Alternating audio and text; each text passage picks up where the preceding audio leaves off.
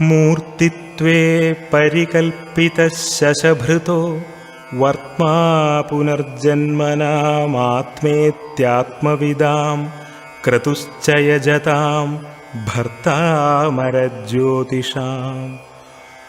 ലോകാനാം പ്രളയോദയസ്ഥിതിവിഭുശ്ചാനേകധായഃ ശ്രുതൗ വാചന്നഃ സദദാത്വനേകകിരണസ്ത്രൈലോക്യദീപോ രവിഃ.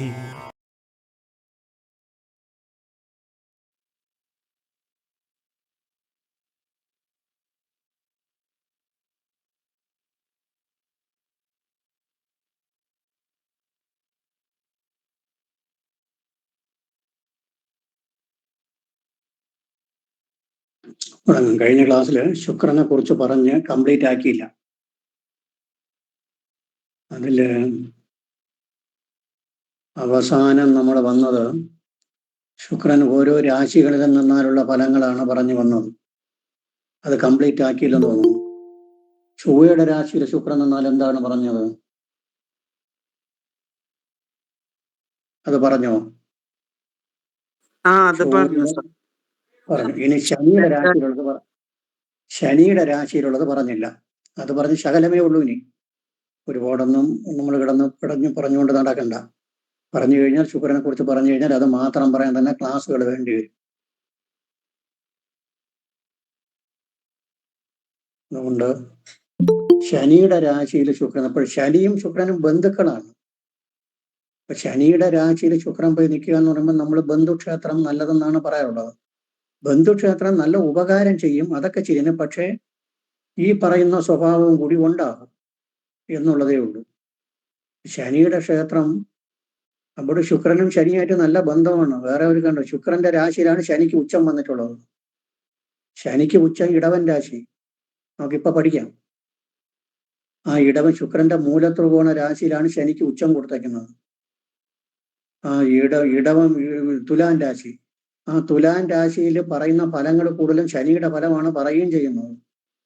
എന്നിരുന്നാലും ശനിയുടെ രാശിയിൽ ശുക്രൻ നിന്നാൽ നല്ല ഫലമല്ല വരുന്നത്. പറയുന്നത് സ്ത്രീ വിജിതോ രഥ പുനാര്യാം എന്നാണ്. സ്ത്രീകളിൽ താല്പര്യം ഉണ്ടാകും, സ്ത്രീയിൽ വിജയിക്കപ്പെടുക. സ്ത്രീ വിജിതോ രഥ, കുൽസിത സ്ത്രീകളിൽ താല്പര്യം.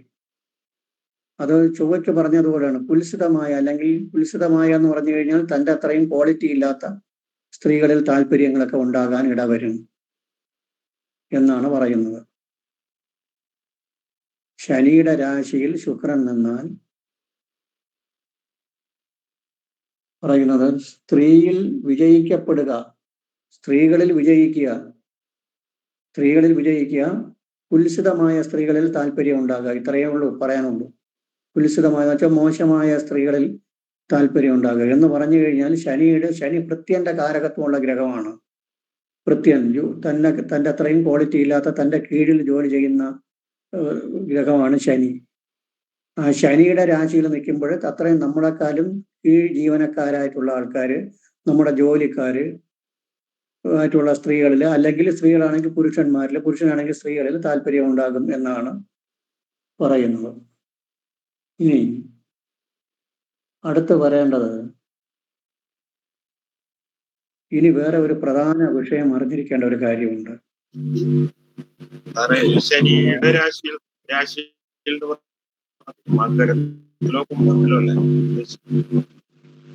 ഏത് ശനിയുടെ രാശിയിൽ ശുക്രൻ എന്നാണെന്ന് പറയത്തില്ല. അത് മകരരാശിയിലോ കുംഭരാശിയിലോ മകരത്തിലോ ശനിയുടെ രാശിയിൽ നിന്നാൽ ഒരു ഫലം തന്നെ പറയുന്നത്. മകരത്തിലോ കുംഭത്തിലോ നിന്നാൽ ഒരേ ഫലം തന്നെ. മകരത്തിലും കുംഭത്തിലും നിന്നാൽ ഒരേ ഫലം. ഞാൻ പറഞ്ഞത് ഇപ്പോ ബന്ധുഗ്രഹങ്ങളാണ് രണ്ടുപേരും. അപ്പോൾ ബന്ധുക്ഷേത്രത്തിലൊക്കെ നിൽക്കുമ്പോൾ നല്ല ഫലമല്ലേ പറയണം എന്നാണ് ചോദിച്ചത്. പക്ഷെ ബന്ധുക്ഷേത്രത്തിലാണെങ്കിൽ ആ സ്വഭാവം കാണിക്കും എന്നുള്ളതാണ്. ബന്ധുക്ഷേത്രത്തിൽ നിന്ന് മറ്റു കാര്യങ്ങൾക്കൊക്കെ നന്നായിരിക്കും, ബന്ധുക്ഷേത്രം ഒന്നും എടുക്കാം. പക്ഷെ ഈ സ്വഭാവം കൂടി ഉണ്ടാകും. കുൽസിതമായ സ്ത്രീകളിൽ താല്പര്യവും സ്ത്രീകളിൽ വിജയിക്കുക എന്നുള്ള പ്രത്യേകത കൂടി ഉണ്ടാകും. അത്രയേ ഉള്ളൂ, വേറെ ഒന്നും വലുതായിട്ടില്ല. ഇനി ശുക്രൻ ഒരു പ്രത്യേകതയുണ്ട്. അനിഷ്ടയോഗ പ്രകരണത്തില് രണ്ടാമത്തെ ഒരു ശ്ലോകമുണ്ട്. ഉഗ്രഗ്രഹൈസിത ചതുരസ്ര സംസ്ഥിത മധ്യസ്ഥിതോ പ്രകൃതനയാതാവഗ്രയോ സൗമ്യഗ്രഹൈര സഹിത നിരീക്ഷിതേ ജായാവതോ ദഗന നിപാത പാശജ. ഒരു പ്രസിദ്ധമായ ശ്ലോകമാണ്. ശുക്രന്റെ ഇരുപുറവും പാപൻ നിൽക്കുക. ശുക്രന്റെ അപ്പുറവും ഇപ്പുറവും, അല്ലെങ്കിൽ ശുക്രന്റെ അപ്പുറവും ഇപ്പുറവും എന്ന് പറഞ്ഞാൽ ശുക്രന്റെ അപ്പുറവും ഇപ്പുറമുള്ള രാശി തന്നെ വേണമെന്നില്ല. ശുക്രൻ നിൽക്കുന്നതിന്റെ ഇടതുവശത്തും വലതുവശത്തും പാപഗ്രഹം നിന്നാൽ മതി. അത് ഡിഗ്രി നോക്കി മനസ്സിലാക്കണം. ഒരേ രാശിയിൽ നിന്നാലും മതി, രണ്ട് രാശിയിലായാലും മതി. ശുക്രന് പാപ മധ്യസ്ഥത. ഇപ്പൊ ഉദാഹരണം പറഞ്ഞു കഴിഞ്ഞാൽ ശുക്രൻ ഇടവൻ രാശിയിൽ നിൽക്കുകയാണെന്ന് കരുതുക. ഇടവൻ, ശ്രദ്ധിച്ച് കേൾക്കണം, ഇടവൻ രാശിയിൽ 15 ഡിഗ്രിയിൽ നിൽക്കുന്നു. ശുക്രൻ ഇടവൻ രാശിയിൽ 15 ഡിഗ്രിയിൽ നിൽക്കുന്നു. അതേ ഇടവൻ രാശിയിൽ 10 ഡിഗ്രിയിൽ ചൊവ്വയും 20 ഡിഗ്രിയിൽ ശനിയും നിന്നാലും മതി. അപ്പൊ ശുക്രൻ 15 ഡിഗ്രിയിൽ, ശുക്രന്റെ ഇടത് സൈഡ് 10 ഡിഗ്രിയിൽ ചൊവ്വ, 20 ഡിഗ്രിയിൽ ശനി. അപ്പോൾ അപ്പുറവും ഇപ്പുറവുമായി ഒരു രാശിയിൽ തന്നെ അങ്ങനെ വന്നാലും മതി. പാപമധ്യസ്ഥിതി എന്നേ പറയുന്നുള്ളൂ. മൂന്ന് പേരും 3 രാശിയിൽ നിന്നാലും മതി, 2 രാശിയിൽ നിന്നാലും മതി, ഒരു രാശിയിൽ നിന്നാലും മതി. ശുക്രന്റെ അപ്പുറവും ഇപ്പുറവും പാപൻ നിൽക്കണം എന്നുള്ളത് അത് ഡിഗ്രി മറ്റൊരു നോക്കി മനസ്സിലാക്കി എടുക്കണം. ശുക്രന് പാപബന്ധമേ നല്ലതല്ല. അങ്ങനെ വന്നാൽ, അല്ലെങ്കിൽ ശുക്രന്റെ 4ലും 8ലും പാപന്മാർ വരണം. 4ലും 8ലും പാപന്മാർ വരണം. ശുക്രന്റെ 4ലും 8ലും പാപന്മാർ വരണം. അത് ലഗ്നവുമായിട്ട് ബന്ധമില്ല. ശുക്രൻ നിൽക്കുന്ന രാശിയിൽ നിന്ന് 4ാം രാശിയിലും ശുക്രൻ നിൽക്കുന്ന രാശിയിൽ നിന്ന് 8ാം രാശിയിലും പാപഗ്രഹങ്ങൾ വന്നു കഴിഞ്ഞാലും തൻ്റെ കളത്രം ദഹന നിപാത പാചക. ദഹനം തീപ്പൊള്ളൽ കൊണ്ടോ, തീപ്പൊള്ളലോ ഇലക്ട്രിക് ഷോക്കോ ഗ്യാസ് സ്റ്റൗ കൊണ്ടോ, ഇങ്ങനെയുള്ള എന്തോ ആയിക്കൊള്ളാം. നിപാത വീഴൽ കൊണ്ടോ, വീഴൽ എന്ന് പറയുമ്പോൾ ഇന്നത്തെ കാലത്ത് ആക്സിഡന്റ് ആണ്. പാശജ, പാശം, കയറ് കെട്ടി തൂങ്ങുക, തുണി കെട്ടി തൂങ്ങിച്ചാവുക, അതായത് സൂസൈഡ് എന്നർത്ഥം. എങ്ങനെയായിക്കൊള്ളാം, കയറോ തുണിയോ അല്ലെങ്കിൽ ആധുനികമായ എന്തെങ്കിലും ചരടുകളോ എന്തെങ്കിലും കെട്ടി തൂങ്ങിച്ചാത്താലും മതി. അതാ പാശജ. അങ്ങനെ വരും, അങ്ങനെയൊക്കെ വന്നിട്ടുണ്ട്. നമ്മുടെ അറിവില് ഭയങ്കരപ്പെട്ട സംഭവങ്ങൾ നടന്നിട്ടുണ്ട്. ഇത് ശുക്രന്റെ ഒരു പ്രത്യേകതയാണ്. അതായത് ശുക്രന്റെ ഇരുപുറവും പാപന്മാർ നിൽക്കുക. അത് ഒരു രാശിയിലായാലും 2 രാശിയിലായാലും ശരി, ഇരുപുറവും പാപന്മാർ നിൽക്കുക. അല്ലെങ്കിൽ ശുക്രന്റെ 4ലും 8ലും പാപന്മാർ നിൽക്കുക. ലഗ്നത്തീനല്ല, ശുക്രനീൻ എണ്ണുമ്പോൾ. ശുക്രനീൻ എണ്ണണം. 4ലും 8ലും പാപന്മാർ. ശുക്രന്റെ 4ലും 8ലും പാപന്മാർ നിന്ന് കഴിഞ്ഞാൽ തൻ്റെ കളത്രം ദഹനം, അഗ്നി, ഇലക്ട്രിക് ഷോക്ക്, ഗ്യാസ് സ്റ്റൗ സംബന്ധമായ വിഷയങ്ങൾ കൊണ്ടോ, വീഴല്, ആക്സിഡന്റ് കൊണ്ടോ, പാശം അല്ലെങ്കിൽ സുസൈഡ്, കയറ് കെട്ടി തൂങ്ങിയോ മരണമുണ്ടാകാൻ ഇടവരും എന്നതാണ്. ഇവിടെ ഈ ശുക്രന് ശുഭന്റെ യോഗമോ ദൃഷ്ടിയോ ഇല്ലാതെയും കൂടി വരണം. സൗമ്യ ഗ്രഹൈര സഹിതൻ നിരീക്ഷിതേ. സൗമ്യന്മാരുടെ യോഗമോ ദൃഷ്ടിയോ ശുക്രന് വരികയും കൂടി ചെയ്യരുത്. എങ്കിലേ ഈ ദോഷം ഭവിക്കുകയുള്ളൂ. ഇതേ ശുക്രന്റെ കൂടെ വ്യാഴം കൂടി നിന്നു, അല്ലെങ്കിൽ വ്യാഴം ദൃഷ്ടി പതിച്ചു, അല്ലെങ്കിൽ ബുധൻ കൂടെ നിന്നു, അല്ലെങ്കിൽ ബുധന്റെ ദൃഷ്ടി ഉണ്ടെങ്കിൽ ഈ ദോഷം ഭവിക്കൂല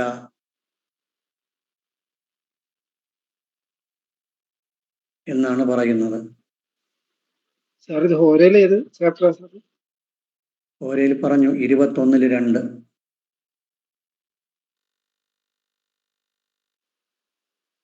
ശുക്രന്റെ ഇരുപുറവും പാപന്മാർ നിൽക്കുക. അത് ഒരു രാശിയിലായാലും ശരി, ശുക്രന്റെ അപ്പുറവും ഇപ്പുറവും ഉള്ള രാശിയിലായാലും ശരി, അല്ലെങ്കിൽ ശുക്രന്റെ 4ലും 8ലും പാപന്മാർ നിൽക്കുക.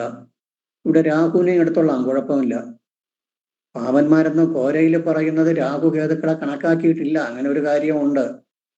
രാഹുകേതുക്കളുടെ ഫലം ഒരിടവും പറയുന്നുമില്ല. അപ്പോൾ പാപന്മാരെന്ന് ഉദ്ദേശിക്കുന്നത് ശനിയെയും ചൊവ്വയെയാണ് ഉദ്ദേശിക്കുന്നത്. ശരിക്കും കോരയിൽ ഉദ്ദേശിക്കുന്നത് അതാണ്. എന്നാലും രാഹുകേതുക്കളും എടുത്തുള്ളാം, സൂക്ഷിക്കണം. ശുക്രന്റെ 4 കെട്ടിലും പാപന്മാർ നിൽക്കുക. ഈ ശുക്രന് ശുഭന്റെ യോഗമോ ദൃഷ്ടിയോ ഇല്ലാതെയും വരണം. എങ്കിൽ തൻ്റെ കളത്രം ദഹന നിപാത പാശജ. ദഹനം കൊണ്ടോ വീഴൽ കൊണ്ടോ കയറ് കെട്ടി തൂങ്ങിയോ അല്ലെങ്കിൽ സൂസൈഡ് കൊണ്ടോ മരണം കഴിക്കാനിട വരും.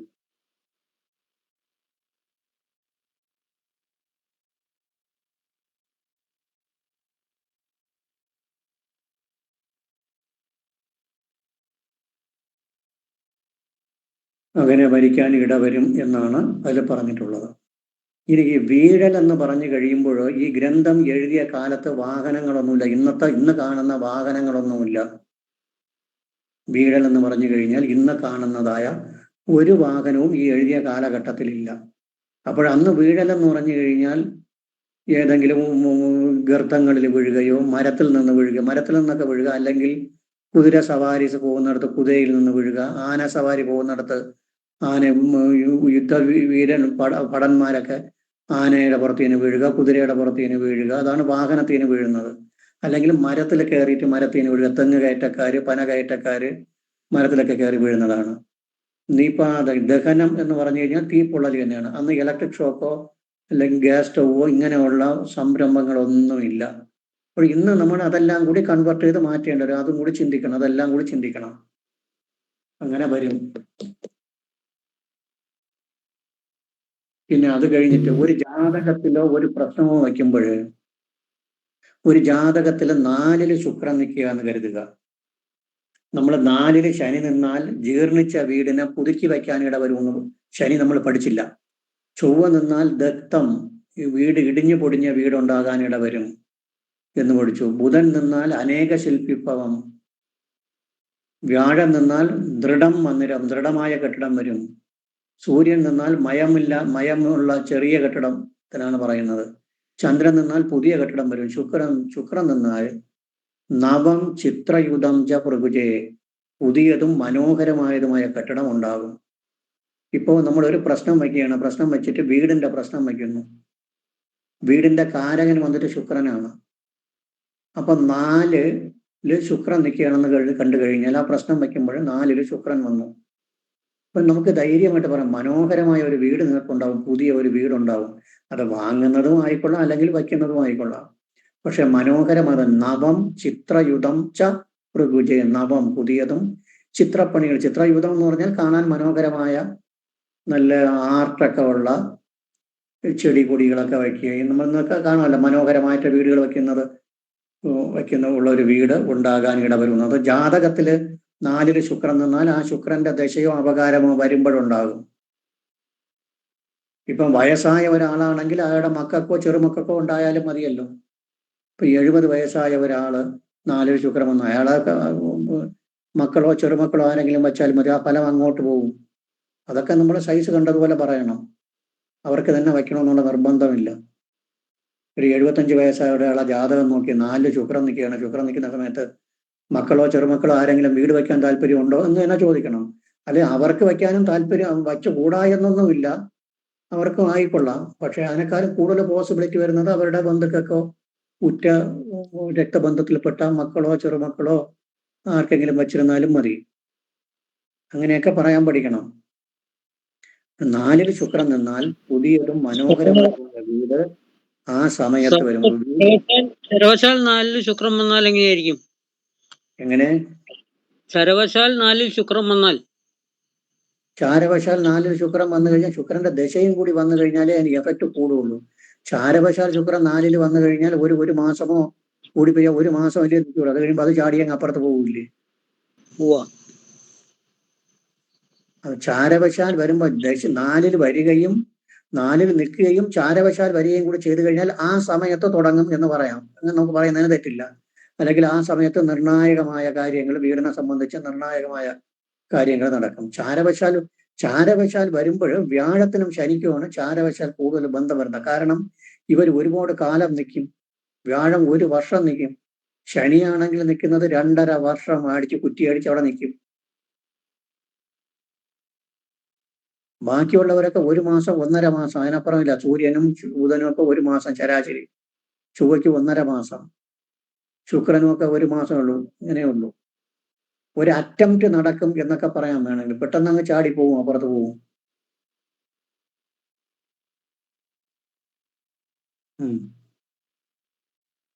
ഇത്രയുമാണ് പ്രധാനം. പിന്നെ ബാക്കിയൊക്കെ ശുക്ര ദീ ധർമ്മ അസ്തക്യ ഭാനുവത്ത് ധാരം അതൊക്കെ കഴിഞ്ഞ ക്ലാസ്സിൽ നോക്കി. പ്രധാനപ്പെട്ട ഇത്രയും തന്നെ, എത്രയൊന്നും എഴുതാം. എല്ലാവരും ഒക്കെ എത്തിയിരിക്കുമെന്ന് തോന്നുന്നു.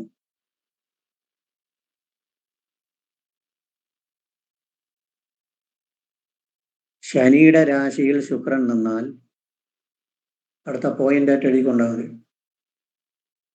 ശനിയുടെ രാശിയിൽ ശുക്രൻ നിന്നാൽ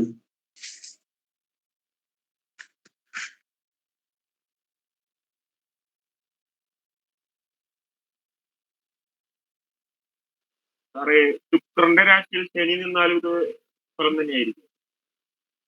അത് ശുക്രന്റെ രാശിയിൽ ശനി നിന്നാൽ അത് അടുത്ത് പഠിക്കാം.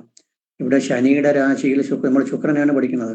ശനിയുടെ രാശിയിൽ ശുക്രൻ നിന്നാൽ കുൽസിത സ്ത്രീകളിൽ താല്പര്യവും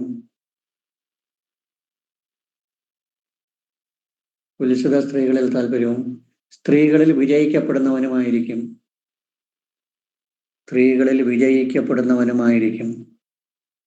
ഓരോ 16-28 വരും. ഓരോ 16-28 രണ്ടാമത്തെ ലൈൻ. 16-28 രണ്ടാമത്തെ ലൈൻ.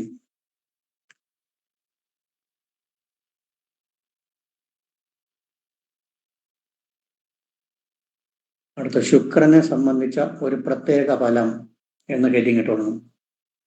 ശുക്രനെ സംബന്ധിച്ച ഒരു പ്രത്യേക ഫലം.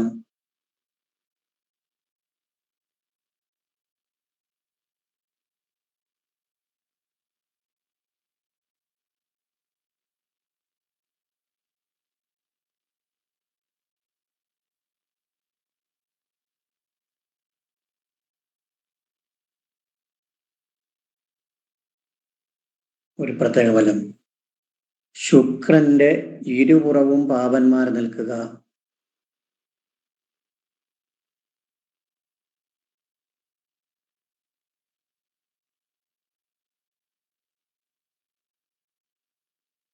അല്ലെങ്കിൽ ശുക്രന്റെ 4-ലും 8-ലും പാപന്മാർ നിൽക്കുക. ശുക്രന്റെ ഇരുപുറവും പാപന്മാർ നിൽക്കുക, അല്ലെങ്കിൽ ശുക്രന്റെ 4-ലും 8-ലും പാപന്മാർ നിൽക്കുക.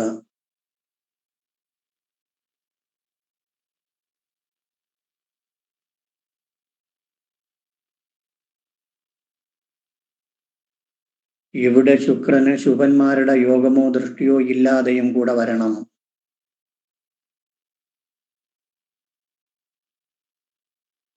ഇവിടെ ശുക്രന് ശുഭന്മാരുടെ യോഗമോ ദൃഷ്ടിയോ ഇല്ലാതെയും കൂടെ വരണം.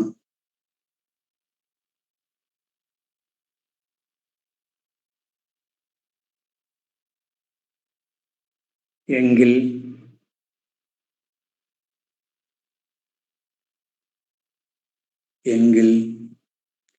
തൻ്റെ കളത്രം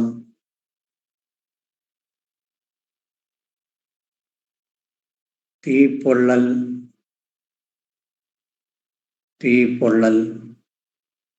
ഇലക്ട്രിക് ഷോക്ക്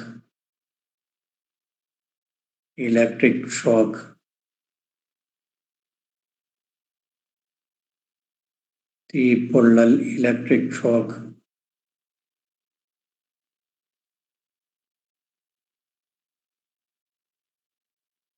ഗ്യാസ് സ്റ്റൗ സംബന്ധമായ വിഷയങ്ങൾ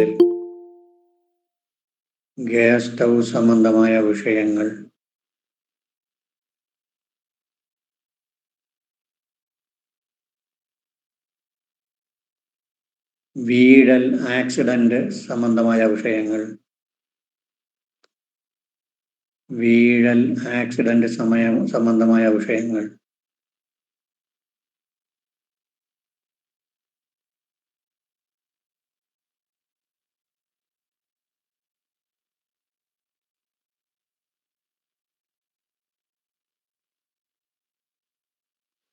കളത്രൻ എന്ന് ഉദ്ദേശിച്ചത് സ്ത്രീജാതകത്തിലാണെങ്കിൽ വീഴൽ ആക്സിഡന്റ് സംബന്ധമായ കാര്യങ്ങൾ, കയറുകൊണ്ടുള്ള തൂങ്ങി മരണം എന്നിവ കൊണ്ട് മരണമുണ്ടാകും. എന്നിവ കൊണ്ട് മരണമുണ്ടാകും.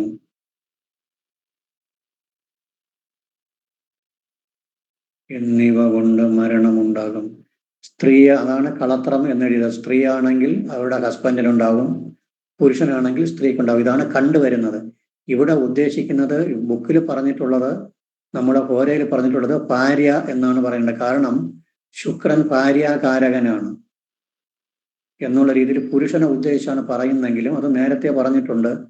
പുരുഷനെ ഉദ്ദേശിച്ച് പറയുന്നത് സ്ത്രീക്ക് ബാധകമാണെങ്കിൽ സ്ത്രീക്ക് എടുക്കാം, സ്ത്രീക്ക് പറയുന്നതിനും പുരുഷന് ബാധകമാണെങ്കിൽ പുരുഷനും എടുക്കാം എന്ന്. അതിന് 22ാമത്തെ ചാപ്റ്റർ സ്ത്രീ ജാതകം, അതിൽ വ്യക്തമായിട്ട് പറയുന്നുണ്ട്. 1ാമത്തെ പ്രമാണത്തിൽ യദ്യത് ഫലം നരഭവേ ക്ഷമമംഗനാനാം തത്വത്വതേത് പതിഷുവ സകലം വിധേയം എന്ന് പറഞ്ഞിട്ടൊരു ശ്ലോകമുണ്ട്. 22ാമത്തെ അധ്യായം സ്ത്രീ ജാതകം എന്നാണ് പറയുന്നത്. അവിടെ പുരുഷന് യോജിക്കുന്ന കാര്യങ്ങൾ പുരുഷന് പറഞ്ഞോളാം എന്ന് പറഞ്ഞു കഴിഞ്ഞാൽ, ഇപ്പൊ പ്രസവ സംബന്ധമായ കാര്യങ്ങൾ വന്നു, അത് പുരുഷന് പറയാൻ പാടില്ല. ഭർത്തൃ സംബന്ധമായ കാര്യം സ്ത്രീക്ക് പറയുന്നതിന് ഭാര്യ സംബന്ധമായ കാര്യം പുരുഷന് പറഞ്ഞോളാം. ഇവിടെ നമുക്ക് അനുഭവത്തില് ഒരു സ്ത്രീയുടെ ഹസ്ബൻഡ് എങ്ങനെ മരിച്ചതുകൊണ്ട് ഭയങ്കരപ്പെട്ട ഒരു സംഭവം ഈയിടയ്ക്കുണ്ടായി. അത് പറയാനൊന്നും വാക്കുകളില്ല. ശുക്രനാണെങ്കിൽ ഉച്ചത്തിലാണ് നിൽക്കുന്നത്. ശുക്രന്റെ ഇരുപുറവും പാവന്മാരുണ്ട്. ഉച്ചത്തിൽ നിൽക്കുമ്പോൾ നമ്മൾ ചോദിക്കും, ഉച്ചത്തിൽ നിൽക്കുന്ന ശുക്രന് ഉണ്ടാവൂലല്ലോ എന്നൊക്കെ പറയും. ഉച്ചമായാലും ശരി, നീചമായാലും ശരി. എങ്കിൽ പിന്നെ ബുക്കിൽ പറയണമല്ലോ, ഉച്ചത്തിനെയും നീചത്തിനെയും ഉച്ചവും സ്വക്ഷേത്രവും മൂലത്രവും ഒക്കെ ഒഴിവാക്കി ഇവിടെ പറയുമായിരുന്നല്ലോ. അങ്ങനെയൊന്നുമില്ല. അനുഭവത്തിൽ വരുന്നത്. ഇതൊക്കെ നമ്മൾ പഠിച്ചിട്ട് കാര്യമില്ല. ഒരുപാട് എക്സാമ്പിൾസ് നോക്കി കേസ് സ്റ്റഡി നടത്തിയാലേ ഇതൊക്കെ ക്ലിയർ ആവുള്ളൂ. ശുക്രൻ എങ്ങനെ പരിഹാരമായിട്ട് നമുക്കൊന്നും പറയാൻ പറ്റില്ല സാറേ. പരിഹാരം ഇതിനൊക്കെ എന്തോന്ന് പരിഹാരം? ഇതൊക്കെ സംഭവിക്കുന്നത് ദശ അപകാര കാലങ്ങളിലാണോ? അതിന് അങ്ങനെ ഉള്ള ഒരു കളത്രമേ അവർക്ക് കിട്ടുള്ളൂ എന്നുള്ളതാണ് അവിടെ നിന്ന് വരുന്നത്. നമ്മള് പരിഹാരം ഉണ്ട് എങ്കിൽ ഒരു കാര്യം ഞാൻ വളരെ ശ്രദ്ധിച്ചിട്ട് മറുപടി പറയണം. ഇപ്പോ ആദ്യം കുറച്ച് ഫലം പറഞ്ഞു പോയി. ഇതിനെ പരിഹരിക്കാം എന്നുണ്ടെന്നുണ്ടെങ്കിൽ ഈ ഫലം തെറ്റല്ലേ?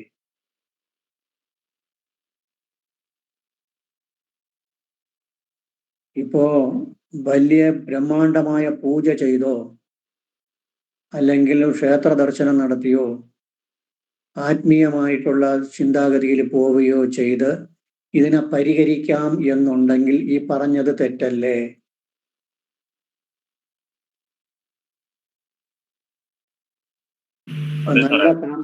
നല്ല സാമ്പത്തിക ശേഷിയുള്ള ഒരാളിന് വലിയ പൂജയൊക്കെ ചെയ്യാം. പൂജയൊക്കെ ചെയ്ത് റെഡിയാക്കാം. അതിനൊന്നും കുഴപ്പമൊന്നുമില്ല. നമുക്ക് 1 ലക്ഷം 5 ലക്ഷമോ 10 ലക്ഷമോ കൊടുത്ത് അതിലേക്കുള്ള ശത്രുസംഹാര പൂജകൾ ചെയ്യുന്നത് പോലെ ദേവന്മാരെയൊക്കെ അനുഗ്രഹിപ്പിച്ച് ചെയ്യാമെന്നുണ്ടെങ്കിൽ, അങ്ങനെയാണെങ്കിൽ ഈ ഫലം അവിടെ ഇല്ലായ്മ വരും. ഈ ഫലം ഇല്ലായ്മ വരുമ്പോൾ നമ്മൾ പഠിച്ചത് ഇങ്ങനെ ഒന്നും ഇല്ല എന്ന് വരും. ഇതിന് ബാധകമല്ല എന്ന് വരും. ഒന്ന് ആലോചിച്ചിട്ട് പറഞ്ഞാൽ മതി. കറക്റ്റ് സാറേ. ഇത് സംഭവിക്കുന്നത് ദശ അപകാര കാലങ്ങളിലാണോ? പരിഹാരം എന്ന് പറയുന്നത് പ്രശ്നം വയ്ക്കുമ്പോൾ, പ്രശ്നം എന്ന് പറഞ്ഞു കഴിഞ്ഞാൽ അത് താൽക്കാലികമാണ്. പ്രശ്നം താൽക്കാലികം. എന്ന് വെച്ചാൽ പ്രശ്നത്തിന് ഒരു ഗ്രഹനില എപ്പോഴാണോ നമ്മൾ പ്രശ്നം വയ്ക്കാൻ പോകുന്നു അപ്പോഴുള്ള ഗ്രഹനില വച്ചിട്ടാണ് ഫലം പറയുന്നത്. ഇന്ന് പോകുന്ന ആള് നാളെയാണ് പ്രശ്നം വയ്ക്കാൻ പോണെങ്കിൽ നാളത്തെ ഗ്രഹനിലയെ എടുക്കൂ. ജാതകം പെർമനന്റ് ബോഡിയാണ്, അതിന് മാറ്റമില്ല. അതങ്ങനെ നിൽക്കും. ജനിക്കുന്ന സമയം വെച്ചിട്ട് എഴുതുന്നത്. പ്രശ്നം എന്ന് പറയുന്നത് അത് പ്രശ്നം വയ്ക്കുമ്പം പറഞ്ഞുതരാം. പ്രശ്നം തുടങ്ങുന്ന സമയത്ത് അത് പറഞ്ഞുതരാം. ഇപ്പോഴിനി പറഞ്ഞ സമയത്തിനെ കളയണ്ട. പ്രശ്നം എന്ന് പറയുമ്പോൾ താൽക്കാലികമാണ്. ഒരു 6 മാസമോ 1 വർഷമോ ഒക്കെ ഉള്ള കാലാവധി അതിനുള്ളൂ. അതിൻ്റെ ഇടയിൽ വരുന്ന ഒരു പീരീഡ്. ഈ തൽസമയം എങ്ങനെയാണ്, നമ്മുടെ സമയം അനുകൂലമാണോ എന്ന് മാത്രമേ അവിടെ പറയുന്നുള്ളൂ. അതിന് നമ്മൾ പരിഹരിക്കാൻ ദോഷം കണ്ടു കഴിഞ്ഞാൽ പരിഹാരമൊക്കെ ചെയ്തു പുറക്കി പരദേവതയ്ക്കോ കോപമോ നാഗർശാപമോ കൈവിഷദോഷമോ അല്ലെങ്കിൽ പിന്നെ ആഭിചാരദോഷമോ പിതൃശാപമോ മാതൃശാപമോ ഇപ്പൊ തൽക്കാലം ഉണ്ട് എന്ന് കണ്ടാൽ അതിനെ പരിഹരിക്കാം. അത് നമ്മൾ പരിഹരിച്ചു കഴിഞ്ഞാൽ അത് പെട്ടെന്ന് മാറി കിട്ടുകയും ചെയ്യും.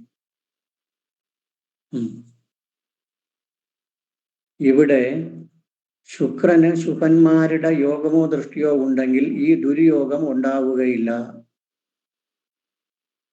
ഇവിടെ ശുഭന്മാരുടെ യോഗമോ ദൃഷ്ടിയോ ഉണ്ടെങ്കിൽ ഈ ദുര്യോഗം ഉണ്ടാവുകയില്ല.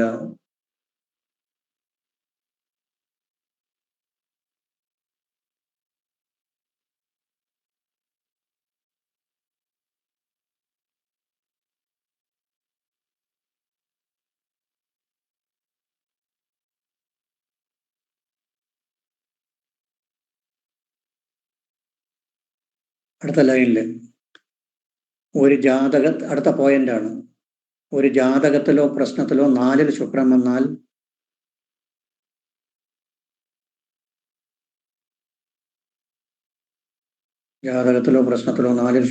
മനോഹരമായ വീട്, മനോഹരവും പുതിയതുമായ വീട് നിർമ്മിക്കാനിടവരും.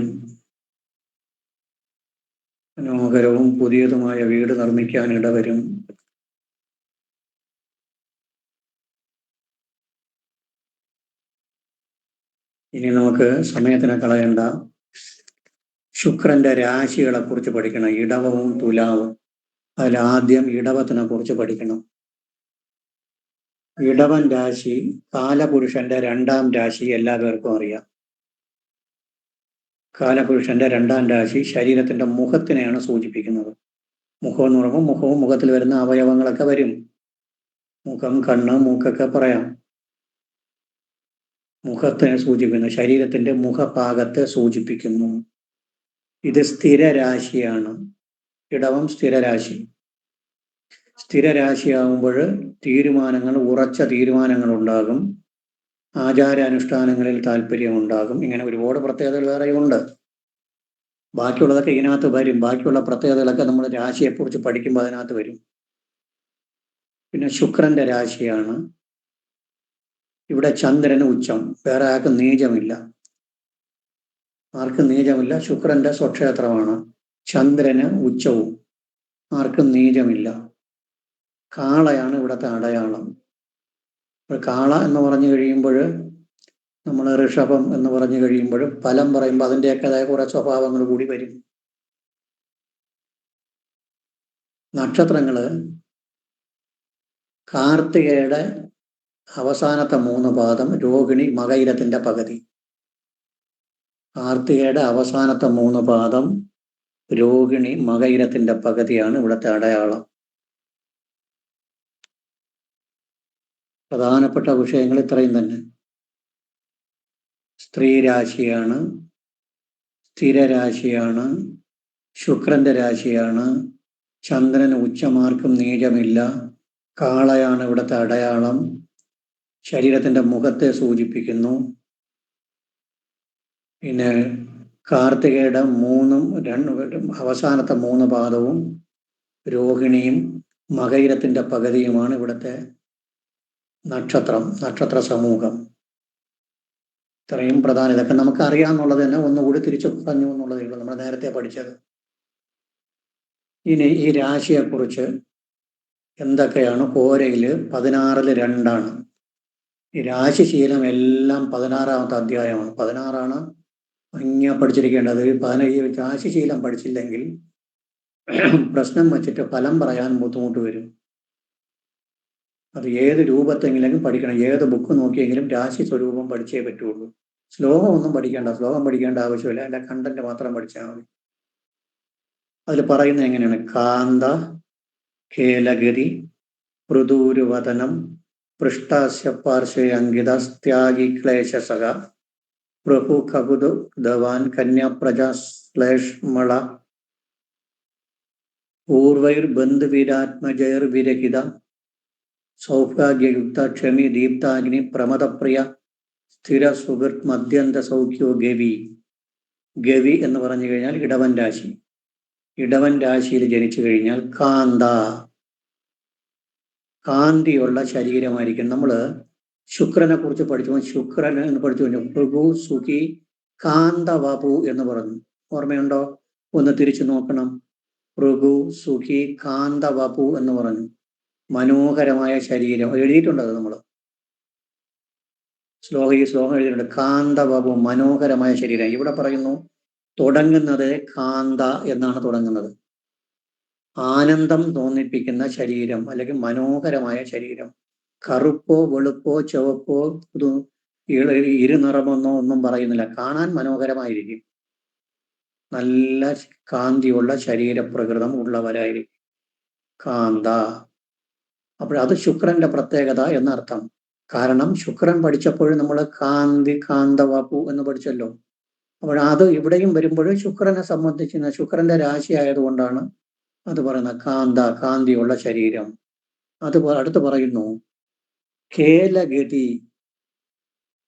കേലഗതി എന്ന് വെച്ചാൽ ഭംഗിയായ നടത്തം. ഗതി നടത്തം അല്ലെങ്കിൽ ഓട്ടം എന്ന് പറയാൻ പറ്റൂല. നടത്തം മനോഹരമായതും വേഗത്തിലുമുള്ള നടത്തം.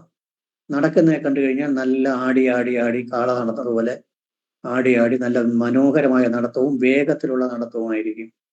വേഗത്തിലും മനോഹരമായ നടത്തം കേലഗതി. ഇങ്ങനെ പഠിച്ചു കഴിഞ്ഞാൽ ശ്ലോകം പഠിക്കാൻ എളുപ്പമാണ് പഠിക്കുന്നവർക്ക്. കേലഗതി, കേല എന്ന് വെച്ചാൽ സ്പീഡ്, ഗതി യാത്ര അല്ലെങ്കിൽ നടത്തം, ചലിക്കുക, ചലനം. മനോഹരമായതും വേഗത്തിലുമായതുമായ നടത്തം. പൃഥൂരു വദനം. നമ്മൾ പൃഥു എന്നുള്ള വാക്ക് നേരത്തെയും പഠിച്ചു. പരപ്പോടുകൂടിയ ഊരു വദനം. പൃഥൂരു വദനം. ഊരു എന്ന് പറഞ്ഞാൽ തുട, വദനം മുഖം. തുടയും മുഖവും ഒക്കെ നല്ല പരപ്പായിരിക്കും. തുടയും മുഖവും പരപ്പെന്ന് പറഞ്ഞു കഴിയുമ്പോഴും മുഖവുമായി കാലുമായി നല്ല പരപ്പുള്ളതായിരിക്കും. എന്ന് വെച്ചാൽ നല്ല വിസ്താരമായ മുഖവും അതുപോലെ തുടകളും നല്ല വിസ്താരമായ പരപ്പുള്ളതായിരിക്കും. ഒരു കാന്തിയുള്ള, കാണാൻ ആനന്ദം ജനിപ്പിക്കുന്ന ശരീരപ്രകൃതം. വേഗത്തിലും വേഗമുള്ളതും മനോഹരമായതുമായ, കാണാൻ ഭംഗിയുള്ളതുമായ നടത്തം. നടക്കുന്നതിനെ കണ്ടു കഴിഞ്ഞാൽ നല്ല ഭംഗി തോന്നും. ആടി അലഞ്ഞുള്ള നടയല്ല. പൃഥു ഊരുവദനം. പൃഥു പരപ്പുള്ള തുടകളും മുഖവും ഉള്ളവരായിരിക്കും. പൃഷ്ഠ അസ്യ പാർശ്വേ അങ്കിത. അങ്കിതം എന്ന് പറഞ്ഞാൽ അടയാളം. പൃഷ്ഠഭാഗത്തോ പാർശ്വഭാഗത്തോ, പൃഷ്ഠ ആസ്യ മുഖത്തോ പാർശ്വഭാഗത്തോ. പൃഷ്ഠ അസ്യ പാർശ്വേ അങ്കിത. പുറം ഭാഗത്തോ പൃഷ്ഠഭാഗത്തോ പുറം ഭാഗത്തോ മുഖത്തോ എന്തെങ്കിലും അടയാളങ്ങൾ ഉണ്ടാവും. എന്ന് പറഞ്ഞാൽ നമ്മൾ എന്താ പറയും, മോൾ എന്ന് പറയും. ഇംഗ്ലീഷിൽ മോൾ എന്ന് പറയും. കറുത്ത പാടുകളോ വെളുത്ത പാടുകളോ എന്തെങ്കിലും ഒരു അടയാളം ഉണ്ടാവാതിരിക്കാൻ ചാൻസ് വരും. ഈ പശു കാളയ്ക്കൊക്കെ ഈ ഐശ്വര്യമൊത്ത പശുവിന് 5 അടയാളം ഉണ്ടാവും എന്ന് പറയും. കേട്ടിട്ടുണ്ടോ? ഐശ്വര്യമൊത്ത പശു കാളയ്ക്കൊക്കെ ഈ ചുട്ടി ഉണ്ടാവും എന്ന് പറയും. ദേഹത്ത് ചുട്ടി എന്ന് പറയും നമ്മുടെ നാട്ടിലൊക്കെ. ചുട്ടി എന്ന് പറഞ്ഞു കഴിഞ്ഞാൽ 4 കാലിൽ ചിലമ്പ്, അങ്കവാല്, നെറ്റിയിൽ ചുട്ടി, അടിവയറ്റിൽ മറുക്. ഇനി എന്തോ ഒന്നുകൂടി വരും. ആർക്കെങ്കിലും അറിയാവുന്നവരുണ്ടാവും? നെറ്റിയിൽ ചുട്ടി, അടിവയറ്റിൽ മറുക്, 4 കാലിൽ ചിലമ്പ്, അങ്കവാല്. ഇനി ഒന്നുകൂടി വരും. എന്ന് പറഞ്ഞാൽ വെള്ള നിറത്തിലുള്ള അടയാളങ്ങൾ അങ്ങനെ കിടക്കുന്നത്. നെറ്റിയിലെ ചുട്ടി പോലെ വെള്ള നിറത്തിൽ കാണും. 4 കാലിലും ചിലമ്പ് എന്ന് പറഞ്ഞാൽ 4 കാലിലും വെള്ള അടയാളം കാണും. ചിലമ്പ്. അങ്കവാല്, വാലിൽ വെള്ള കാണും. അടിവയറ്റിൽ മറുക് കാണും. ഇതൊക്കെ ഒരു നല്ല പശു കാളയുടെ ലക്ഷണമാണ്. അതിനെ വച്ചിട്ടാണ് ഇത് പറയുന്നതായിരിക്കണം. മുഖം, പാർശ്വഭാഗം, പിന്നെ പൃഷ്ഠഭാഗം. പൃഷ്ഠ ആസ്യ പാർശ്വ അങ്കിത ഭാഗത്തൊക്കെ അടയാളങ്ങൾ ഉണ്ടാകും. പൃഷ്ഠഭാഗത്തോ പാർശ്വഭാഗത്തോ പുറം ഭാഗത്തോ അടയാളങ്ങൾ ഉണ്ടാകും.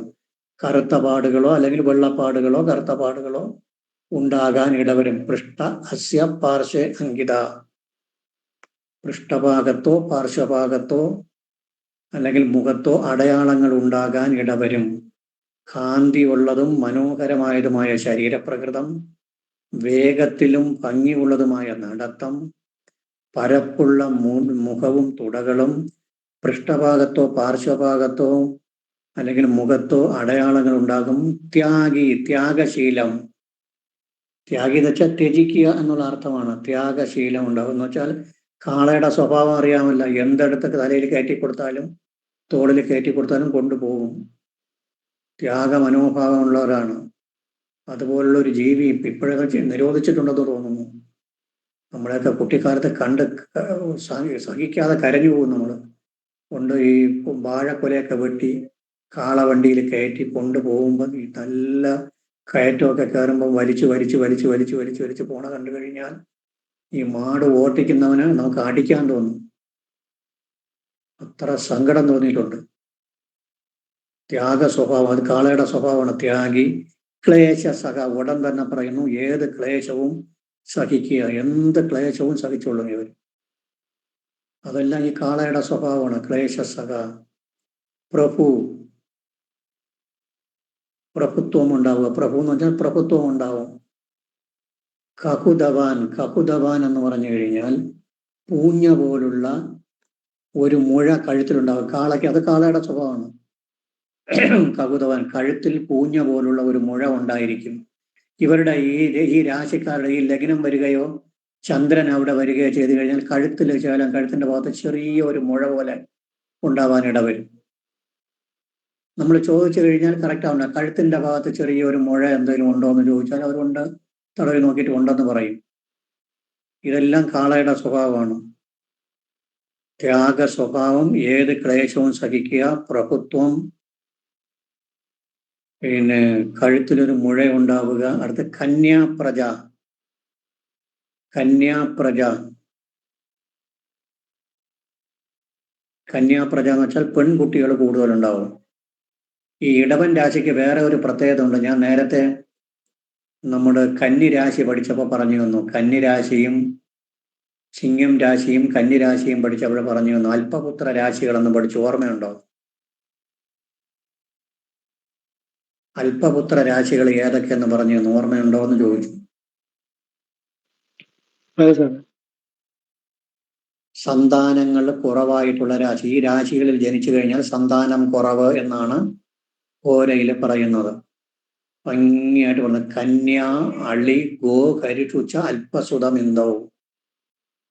കന്നിരാശി, ഇടവം, ചിങ്ങം, വൃശ്ചികം, 3 സ്ഥിരരാശി. ഇടവം, ചിങ്ങം, വൃശ്ചികം, കന്നി.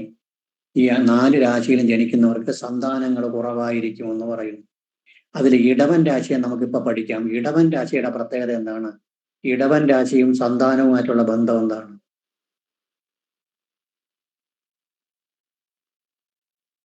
എന്താണ്, പറയാമോ? അറിയാവുന്നവരുണ്ടെങ്കിൽ പറയാം. ഇടവൻ രാശിക്ക് സന്താനം കുറവും എന്ന് പറയാനുള്ള കാര്യം എന്താണ്? ഇടവൻ രാശിയും സന്താനവുമായിട്ടുള്ള ബന്ധം എന്താണ്? വ്യാഴം 8 ഇടവൻ രാശിയിൽ 8 വ്യാഴ ക്ഷേത്രമായിട്ട് വരുന്നതുകൊണ്ടാണോ സാറേ? ചിങ്ങത്തിനും വ്യാഴം 8 വരും. ശരി തന്നെ. വേറെ എന്തെങ്കിലും ഉണ്ടോ? സന്താന കാരകന്റെ രാശി 8ാം രാശിയായിട്ട് വരുന്നു. ശരി തന്നെ. 8 വരുന്നു, 11 വരുന്നു. എന്നാലും 8 വരുന്നു. ശരിയാണ്. ഒരു കാരണമാണ്. കുറച്ചുകൂടെ ക്ലാരിറ്റി ഉള്ള ഒന്ന്. സന്താനം ഏത് ഭാവം കൊണ്ടാണ് ചിന്തിക്കുന്നത്? 5. ഈ ഇടവൻ രാശിക്കും 5 ഏത്? കന്നിയല്ലേ? കന്നിയിൽ ഇടവൻ രാശിക്കുള്ള പ്രത്യേകത എന്താണ്? ശുക്രൻ. ഇടവൻ രാശിയുടെ അധിപനായ ശുക്രൻ അവിടെ ബലമില്ല, ഒളിഞ്ഞു. അതായിരിക്കാം ഒരു കാര്യം. ഇടവൻ രാശിയുടെ അധിപൻ, അതായത് ലഗ്നാധിപനാണ് എല്ലാത്തിലും ഏറ്റവും പ്രധാനപ്പെട്ട ഗ്രഹം. ലഗ്നാധിപൻ, ലഗ്നമാണ് കോമൺ ഭാവം എന്ന് പറയുന്ന ലഗ്നം. സർവം ചിന്തനീയം വിലഗ്നത, എല്ലാം ചിന്തിക്കാം. ലഗ്നം കൊണ്ട് സർവം ചിന്തനീയം, എല്ലാം ചിന്തിക്കുന്നത് ലഗ്നം കൊണ്ടാണ്. നമ്മുടെ വ്യക്തിയെ സൂചിപ്പിക്കുന്നതാണ് ലഗ്നം. ആ ലഗ്നത്തിന്റെ അധിപതിക്ക് അവിടെ നീചം 5ാം ഭാവത്തിലെ നീചം. അപ്പോൾ 5 കൊണ്ട് സന്താനത്തിന്. പിന്നെ സന്താനകാരകനായ വ്യാഴത്തിന്റെ വ്യാഴം 8ാം രാശിയായിട്ട് വരുന്നു. അതും ഒരു റീസൺ തന്നെ. ഇതായിരിക്കാം കാരണം. പിന്നെ വേറെയും പറയുന്നുണ്ട്. അതൊക്കെ അംഗീകരിക്കാമെങ്കിൽ അംഗീകരിക്കാന്നുള്ളതേ ഉള്ളൂ. ഈ കാള പശുവിന്റെ ആണ് സിമ്പൽ. കാള പശുവിനൊക്കെ കുട്ടികൾ കുറവായിരിക്കും. അതുപോലെ സിംഹത്തിനും കുട്ടികൾ കുറവായിരിക്കും. ഇപ്പം നമ്മൾ ആടിനൊക്കെ 2 കുട്ടികളൊക്കെ ഉണ്ടാകും. പട്ടി പൂച്ച ഒക്കെ ഉള്ള മൃഗങ്ങൾക്ക് 7ഉം 8ഉം ഒക്കെ കുട്ടികളുണ്ടാവും. പക്ഷെ അതേസമയം പിന്നെ പശുവിന് പുല്ലിംഗ ശബ്ദത്തിന് സ്ത്രീലിംഗ ശബ്ദം എടുക്കണം. പശു പിന്നെ നമ്മളെ മൃഗരാശിയായ സിംഹം രാശിക്കൊക്കെ വരുമ്പോൾ 1 കുട്ടിയൊക്കെ ഉണ്ടാവുള്ളൂ. 2 കുട്ടി വളരെ കുറവാണ്.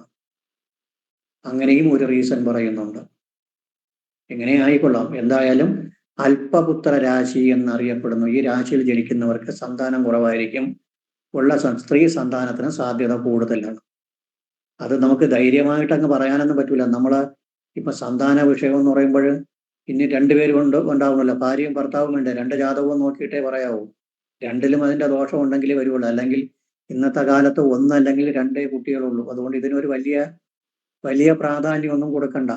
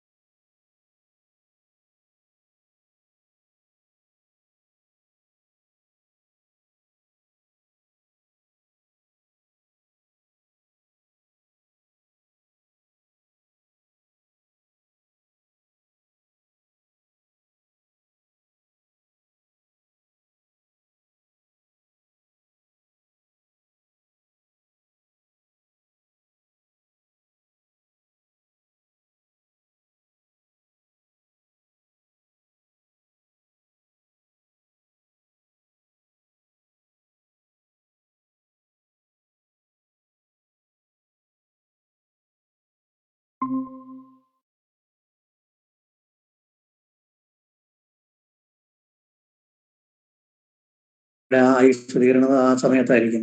അതെല്ലാവർക്കും ഉണ്ടാകുന്നതാണ്. പക്ഷെ ഇവരെ പിടിച്ചു ഒതുക്കത്തക്ക ഒരു സന്താനങ്ങളെയോ അതായത് പൂർവികമായിട്ടുള്ള സന്താനങ്ങളെയോ അല്ലെങ്കിൽ ബന്ധുക്കളെയോ സന്താനങ്ങളെയോ വിട്ടുപിരിഞ്ഞാൽ വിരഹദുഃഖം ഇവരെ അലട്ടിക്കൊണ്ടിരിക്കും. എപ്പോഴും അതിൻ്റെ ഒരു ദുഃഖം അവരെ മനസ്സിൽ അലയടിച്ച് നിൽക്കും എന്നുള്ളതാണ്. അല്ലാതെ മരിക്കുന്ന എല്ലാവർക്കും ബന്ധുക്കൾ മരിക്കും. നമ്മളെയൊക്കെ സംബന്ധിച്ച് ഒരു 50 വയസ്സ് കഴിയുമ്പോഴായിരിക്കും, അതുവരെ നമുക്ക് ഒരു കുഴപ്പവുമില്ല, നമ്മളെ മുൻ തലമുറക്കാരെല്ലാം പിന്നെ പൊയ്ക്കൊണ്ടിരിക്കുന്നത് അപ്പോഴായിരിക്കും, സാമാന്യമായ രീതിയിൽ. അതുകൊണ്ട് അതല്ല ഇവിടെ മനസ്സിനെ പിടിച്ചൊതുക്കത്തക്ക രീതിയിൽ ഉള്ള ദുഃഖം, വിരഹിത പൂർവികമായിട്ടുള്ള ബന്ധുക്കളെയോ സന്താനങ്ങളെയോ വിട്ടുപിരിഞ്ഞ വിരഹ ദുഃഖം ഇവരെ അലട്ടിക്കൊണ്ടിരിക്കും. അത് അടിവരയിട്ട് പഠിക്കേണ്ടതാണ്, വളരെ അത്യാവശ്യപ്പെട്ടതാണ്. സൗഭാഗ്യയുക്താക്ഷേമി, സൗഭാഗ്യമുള്ളവരായിരിക്കും, ക്ഷമിക്കാൻ കഴിവുള്ളവരായിരിക്കും. ദീപ്താഗ്നി, അഗ്നിബന്ധം. ദീപ്താഗ്നി എന്ന് പറഞ്ഞു കഴിഞ്ഞാൽ വിശപ്പ് സഹിക്കാത്തവർ, നല്ല വിശപ്പുണ്ടാവും ഇവർക്ക്. അതിന്റെ കാര്യം എന്താണെന്ന് പറയാമോ? നല്ല വിശപ്പുണ്ടാകേണ്ട കാര്യം. നല്ല വിശപ്പുണ്ടാകുന്ന വെച്ചാൽ അർത്ഥം ഭക്ഷണപ്രിയരെന്നർത്ഥം, ശരിയല്ലേ? കാള കഠിനാധ്വാനിയായതുകൊണ്ടാണോ? കാള അതൊരു കാര്യം, അത് correct ആണ്. ഇനി വേറെ എന്തെങ്കിലും പ്രത്യേകത? 3 ചന്ദ്രന്റെ രാശിയായി വരുന്നോണ്ടാണോ? ഭക്ഷണത്തിന്റെ ഭാവമാണല്ലോ 3. 3 അല്ല, 3 ചന്ദ്രന്റെ രാശി ആയതുകൊണ്ട് മാത്രമല്ല, ചന്ദ്രന് ഉച്ചമാണ്. ചന്ദ്രന് ഭക്ഷണത്തിന്റെ ആളാണ്. ചന്ദ്രന് ബലമുണ്ടെങ്കിൽ ഭക്ഷണപ്രിയരായിരിക്കും. ചന്ദ്രന് ഭക്ഷണത്തിന്റെ ആളാണ്. ചന്ദ്രന് പൂർണ്ണ ബലം. ചന്ദ്രൻ തന്നെയാണ് കാര്യം, ചന്ദ്രൻ തന്നെയാണ് ഗ്രഹത്തിലെ ചന്ദ്രന്റെ ഉച്ചം, അത് തന്നെയാണ് കാര്യം. ചന്ദ്രന് ബലമില്ലെങ്കിൽ ഭക്ഷണം ഉണ്ടെങ്കിലും കിട്ടൂല, സമയത്തിന് കിട്ടൂല. ചന്ദ്രന് ബലമില്ലെങ്കിൽ, ചന്ദ്രന് ബലം വേണം, ഭക്ഷണപ്രിയനാണ്, അത് തന്നെയാണ് കാര്യം. ആ ചന്ദ്രനെ കൈവച്ചത് കറക്റ്റ്. ദീപ്താഗ്നി, അഗ്നിബന്ധം. ദീപ്താഗ്നി എന്ന് വെച്ചാൽ ജഡരാഗ്നി അല്ലെങ്കിൽ ദീപ്താഗ്നി, അല്ലെങ്കിൽ വിശപ്പ് സഹിക്കാൻ കഴിയാത്തവരും നന്നായി ഭക്ഷണം നടത്തുന്നവരും ഭക്ഷിക്കുന്നവരുമായിരിക്കും.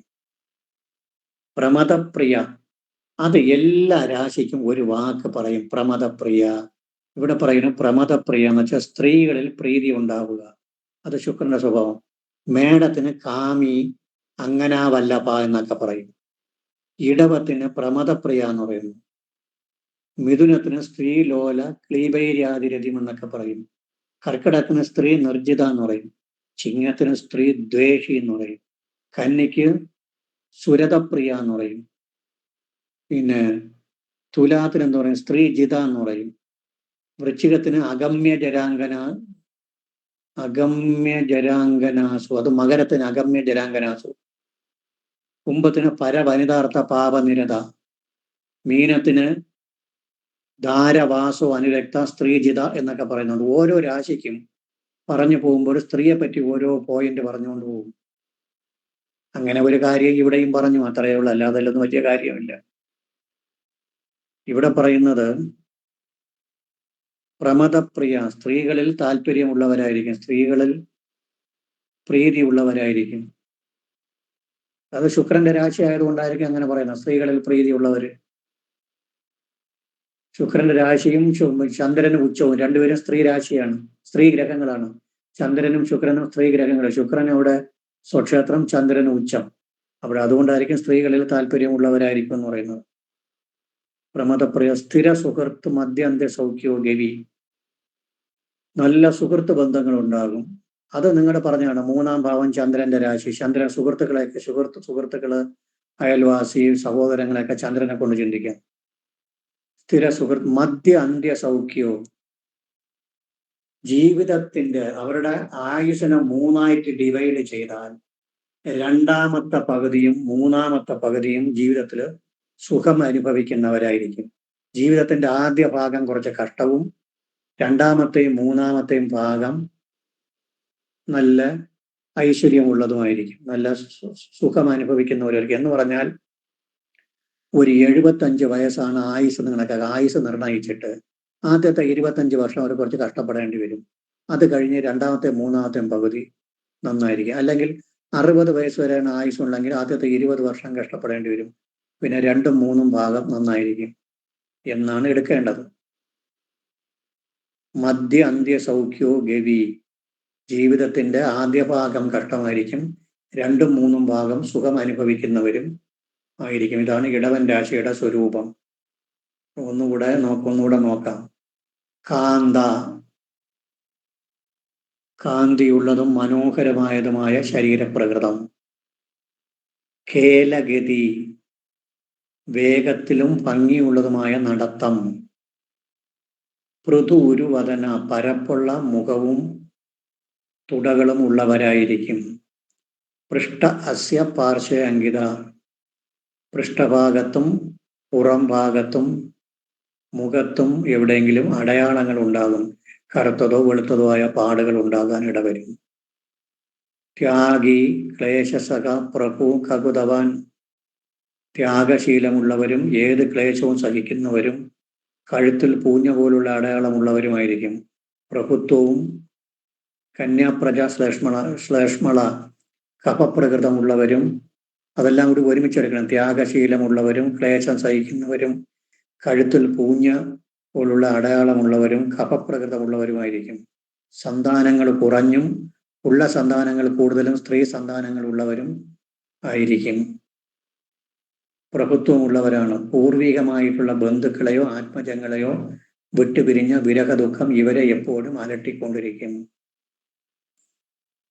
പിന്നെ സൗഭാഗ്യമുള്ളവരും ക്ഷമാശീലമുള്ളവരുമാണ്. പിന്നെ സ്ത്രീകളിൽ താല്പര്യമുള്ളവരും നല്ല വിശപ്പുള്ളവരും നന്നായിട്ട് ഭക്ഷിക്കുന്നവരുമായിരിക്കും. ജീവിതത്തിന്റെ മധ്യഭാഗവും അന്ത്യഭാഗവും സുഖമുള്ളവരും ആദ്യഭാഗം കുറെ കഷ്ടപ്പെടുന്നവരും ആയിരിക്കാൻ ഇടവൻ. ഇതാണ് ഇടവൻ രാശിയുടെ സ്വരൂപം. ഇനി നമ്മൾ എഴുതുമ്പോൾ ഒന്നുകൂടി മനസ്സിലാവും. ഒന്ന് എഴുതാം. ഇടവൻ രാശി.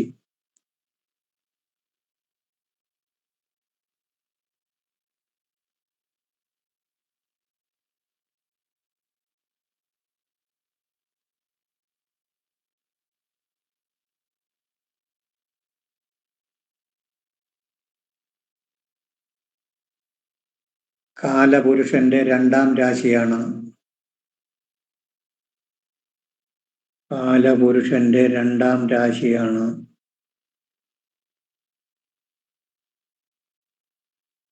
അടയാളം സിംഹം, അടയാളം കാള, അടയാളം കാള.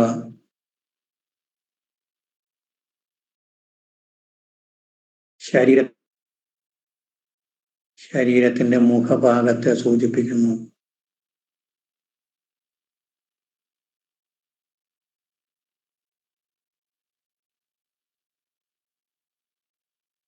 കാർത്തികയുടെ അവസാനത്തെ 3 പാദം, കാർത്തികയുടെ അവസാനത്തെ 3 പാദം, രോഹിണി മകയിരത്തിന്റെ പകുതി. കാർത്തികയുടെ അവസാനത്തെ 3 പാദം, രോഹിണി മകയിരത്തിന്റെ പകുതി ആണ് ഇവിടുത്തെ നക്ഷത്രങ്ങൾ.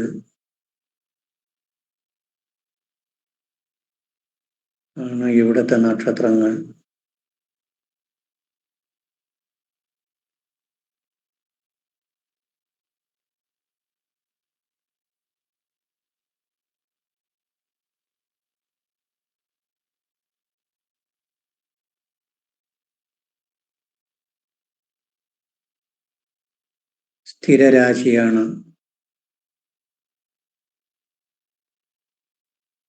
ആചാരാനുഷ്ഠാനങ്ങളിൽ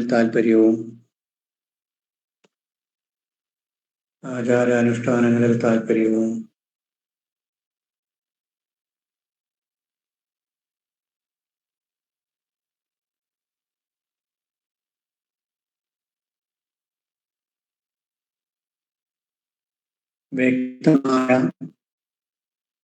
വ്യക്തമായ അഭിപ്രായമുള്ളവരുമായിരിക്കും.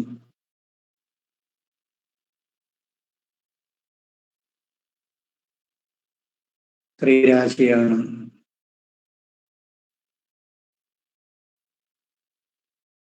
ശുക്രന് സ്വക്ഷേത്രവും ചന്ദ്രന് ഉച്ചവുമാണ്. ആർക്കും നീചമില്ല. ശുക്രന് സ്വക്ഷേത്രവും ചന്ദ്രന് ഉച്ചവുമാണ്. ആർക്കും നീചമില്ല.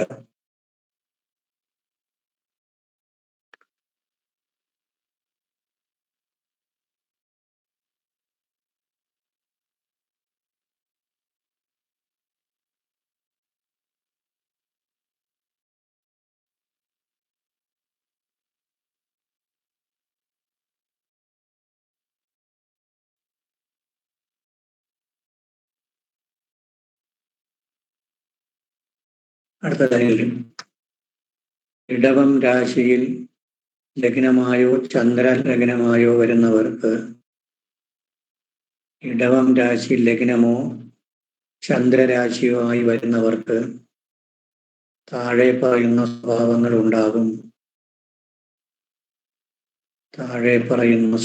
ഉണ്ടാകും.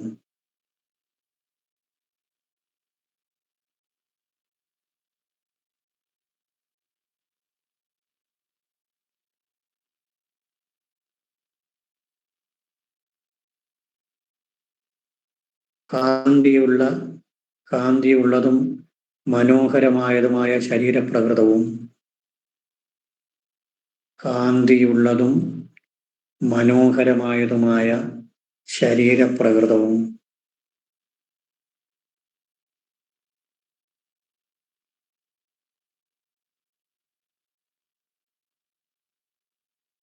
ഭംഗിയോടുകൂടിയും വേഗത്തിലുമുള്ള നടത്തവും ഭംഗിയോടുകൂടിയതും വേഗത്തിലുമുള്ള നടത്തവും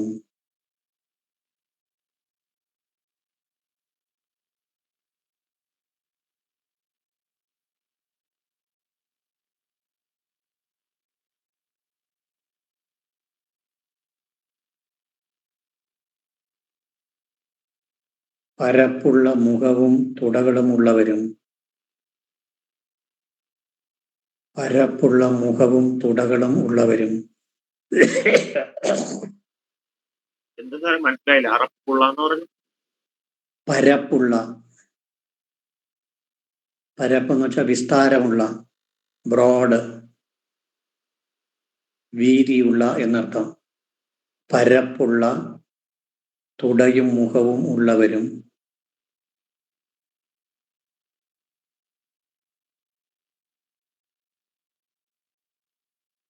പൃഷ്ഠഭാഗത്തോ പുറം ഭാഗത്തോ മുഖത്തോ പൃഷ്ഠഭാഗത്തോ പുറം ഭാഗത്തോ മുഖത്തോ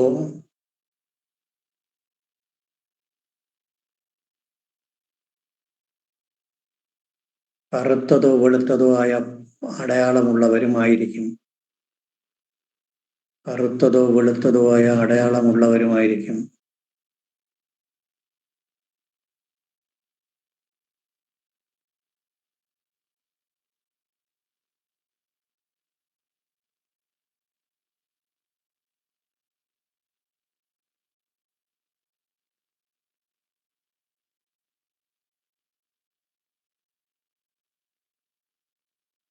ത്യാഗശീലമുള്ളവരും ക്ലേശം സഹിക്കുന്നവരും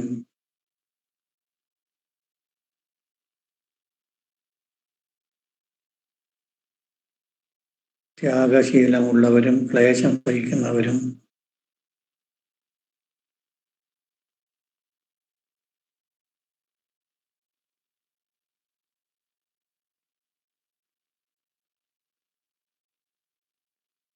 കഴുത്തിൽ പൂഞ്ഞ പോലുള്ള അടയാളമുള്ളവരും കഴുത്തിൽ പൂഞ്ഞ മുഴ എന്ന് പറയും. കഴുത്തിൽ പൂഞ്ഞ പോലുള്ള അടയാളമുള്ളവരും കഫപ്രകൃതക്കാരുമായിരിക്കും. കഫപ്രകൃതക്കാരുമായിരിക്കും.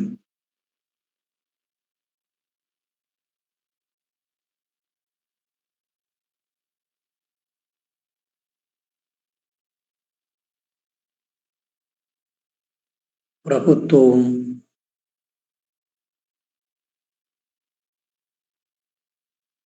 ആജ്ഞാശക്തിയും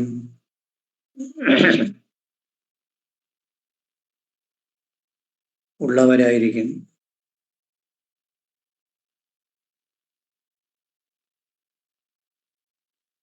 അടുത്ത ലൈനിൽ എഴുതിക്കണം. അടുത്ത ലൈനിൽ എഴുതണം. ഇടവം രാശി അല്പപുത്ര രാശിയാണ്. സ്ത്രീ സന്താനങ്ങൾ കൂടിയവരായിരിക്കും.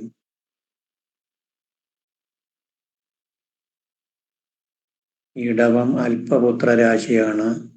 സ്ത്രീ സന്താനങ്ങൾ കൂടിയവരായിരിക്കും.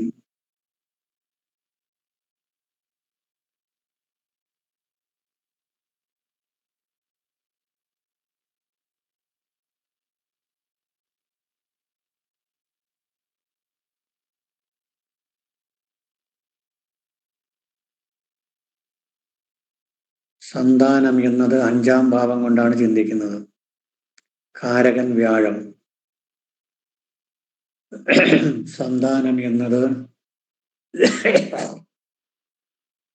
5-ാം ഭാവം കൊണ്ടാണ് ചിന്തിക്കുന്നത്. കാരകൻ വ്യാഴമാണ്.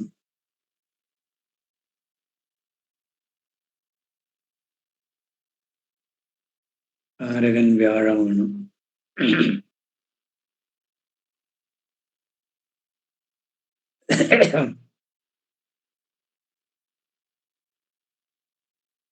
വ്യാഴത്തിന് അഷ്ടമബന്ധവും ലഗ്നാധിപനായ ശുക്രന് വ്യാഴത്തിന് അഷ്ടമബന്ധവും ലഗ്നാധിപനായ ശുക്രന് 5-ൽ നീചവുമാണ്.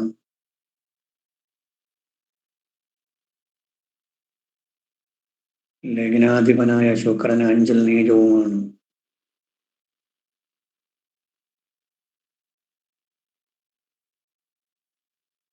അതുകൊണ്ടാകാം സന്താനം കുറയുന്നത്.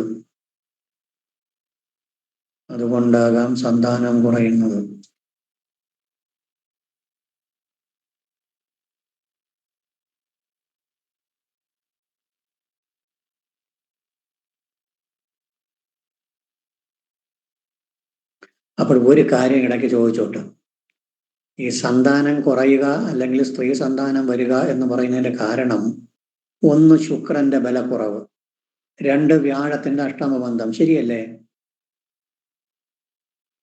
അതെ. എന്നാണ് ഇപ്പം നമ്മൾ കണ്ടുപിടിച്ചത്. ഈ 2 പേരും നല്ല ബലവാനായിട്ട് നിന്ന് കഴിഞ്ഞാൽ ഈ ദോഷം ഭവിക്കുമോ?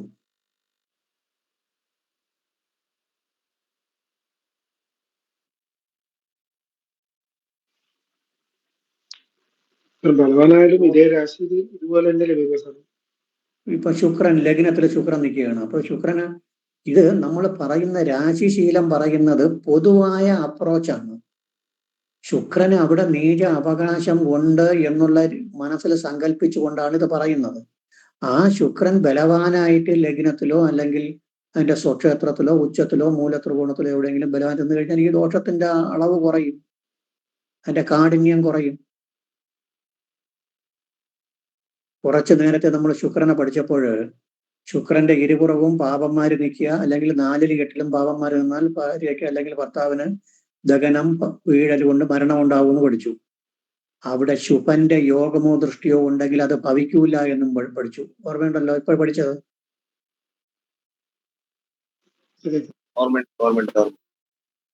അപ്പോൾ ശുഭന്റെ ബന്ധം വരി കഴിയുമ്പോൾ ആ ദോഷം അങ്ങ് ശമിക്കുന്നു. ആ ദോഷത്തിനെ ശമിപ്പിക്കാനുള്ള കഴിവ് ശുഭന്മാർക്കുണ്ടെന്നർത്ഥം. അതാണ് അവിടെ നമ്മൾ ഗ്രഹിക്കേണ്ടതാണ്. ആ ശുക്രൻ ഒരു ശുഭബന്ധം കിട്ടുമ്പോൾ ശുക്രന് ഉപദ്രവം ഉണ്ടാവില്ല. അതുപോലെ ഈ ശുക്രനെയും വ്യാഴത്തിന്റെ അഷ്ടമബന്ധവും ശുക്രന്റെ ബലക്കുറവ്, 5-ൽ ശുക്രന്റെ ബലക്കുറവാണ് ഉദ്ദേശിച്ചത്. ആ ശുക്രനും വ്യാഴവും ഉണ്ടെങ്കിൽ ഈ ദോഷമൊന്നും ഉണ്ടാവില്ല. അതുകൊണ്ട് നമ്മൾ ജാതകം കിട്ടിയ ഉടൻ പിടിച്ചു വെച്ചങ്ങ് എഴുതി കളയരുത്. സന്താനം കുറവായിരിക്കും എഴുതിക്കള. ശുക്രനെയും വ്യാഴം, അതിലേക്കാണ് ഇങ്ങനെ നോട്ട് തരുന്നതിന്റെ ഉദ്ദേശം. ഈ നോട്ട് ഇങ്ങനെ തരുന്നതിന്റെ ഉദ്ദേശം അതാണ്. ശുക്രനെയും വ്യാഴത്തിനെയും കൊണ്ടാണ് അത് പറഞ്ഞത് എന്നുള്ളത് ശരി തന്നെയാണ്. വേറെ ഒരു റീസൺ ഉണ്ട്. സന്താനത്തിന്റെ അഭിവൃദ്ധിയെ സൂചിപ്പിക്കുന്ന ഏത് ഭാവം? സന്താനത്തിന്റെ അഭിവൃദ്ധിയെ സൂചിപ്പിക്കുന്ന ഭാവം ഏതാണ്? 9. ഇടവത്തിന് 9 ഏത്? ഇടവത്തിന്റെ 9 ഏത്? മകരം രാശി. മകരത്തിന്റെ പ്രത്യേകത എന്താണ്? സന്താനവുമായിട്ടുള്ള പ്രത്യേകത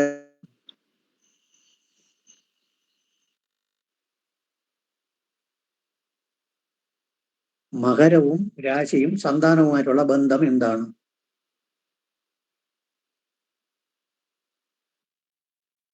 സന്താന കാരകനായ വ്യാഴത്തിന് നീചം.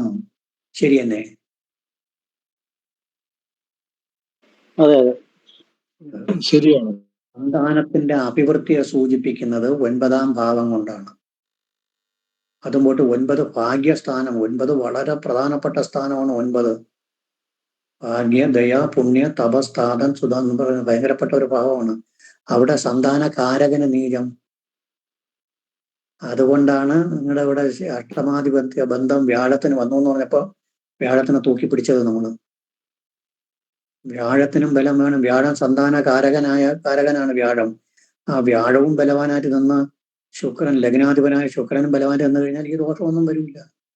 ഇതിങ്ങനെ പഠിച്ചു വെച്ചേക്കണം. നമ്മൾ എഴുതുന്ന സമയത്തോ ഒരു ഫലം പറയുന്ന സമയത്തോ ഇതിങ്ങനെ ഓർമ്മ വരണം. ഒന്നുകൂടി വീട്ടിലിരുന്ന് വെറുതെ ഇരിക്കുമ്പോൾ നോട്ട് നോക്കി ഒന്ന് വായിച്ചെടുത്ത് ഇതിനകം ഒന്ന് മെമ്മറി ചെയ്യണം. ഇത് വായിക്കുമ്പോൾ പറയുന്നതെല്ലാം ഓർമ്മ വരണം. ശരി, അടുത്ത ശ്ലോകം എഴുതുന്നുണ്ടാവും. എങ്ങനെ? സ്റ്റാർട്ടിങ്ങിൽ ശ്ലോകം പറഞ്ഞത് എഴുതുന്നത് ശ്ലോകത്തിന് എഴുതിക്കൊള്ളണം. ശ്ലോകത്തിന് ഒരു നാലോ 8 വരി വിട്ടേക്കണം. 4 അല്ല 8 വരി വിടണം. 8 വരി വിട്ടാലേ ഭംഗിയായിട്ട് എഴുതാൻ പറ്റുള്ളൂ. അത് നിങ്ങൾ എഴുതിക്കൊണ്ടത് 16 2. അടുത്ത ചേർത്ത് എഴുതിക്കൊള്ളണം. ഉള്ളവരുമാണ്. പൂർവികമായിട്ടുള്ള ബന്ധുക്കളെയോ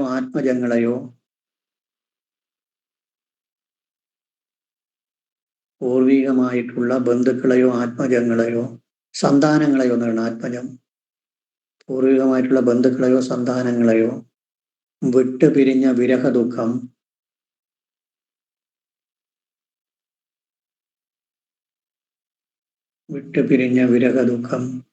ഇവരെ എപ്പോഴും അലട്ടിക്കൊണ്ടിരിക്കും.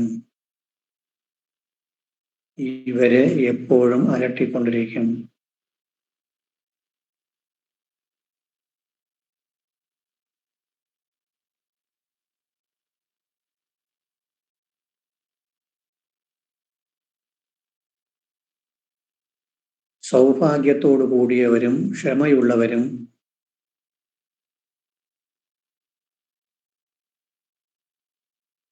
സ്ത്രീകളിൽ പ്രീതിയുള്ളവരുമായിരിക്കും.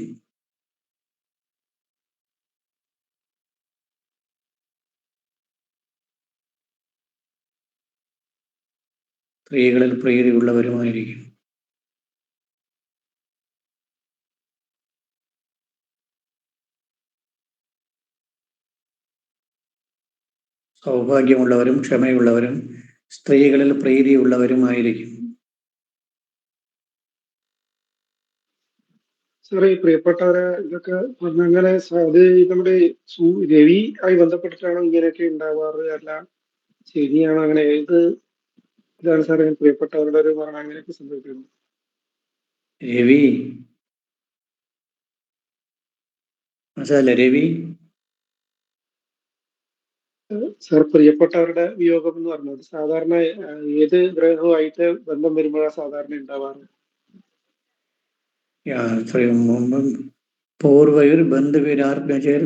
പൂർവികമായിട്ടുള്ള ബന്ധുക്കളെയോ ആത്മജങ്ങളെയോ വിട്ടുപിരിഞ്ഞ വിരഹദുഃഖം ഉണ്ടാകും എന്ന് പറയുന്നത് ചിലപ്പോൾ 1-ന്റെയും 6-ന്റെയും അധിപതിയാണ് ശുക്രൻ. അതുകൊണ്ടായിരിക്കാം. എങ്കിലത് ഇവിടെയും വരണമല്ലോ. തുലാത്തിന് വരണം. തുലാം 1-ന്റെയും 8-ന്റെയും അധിപതിയാണ്. അങ്ങനെ വരാൻ വഴിയില്ല. അതെന്തോ ഒരു ഉദ്ദേശത്തിൽ അങ്ങനെ പറഞ്ഞിട്ടുണ്ട്. അത് ചിന്തിച്ചു നോക്കിയാൽ കിട്ടും.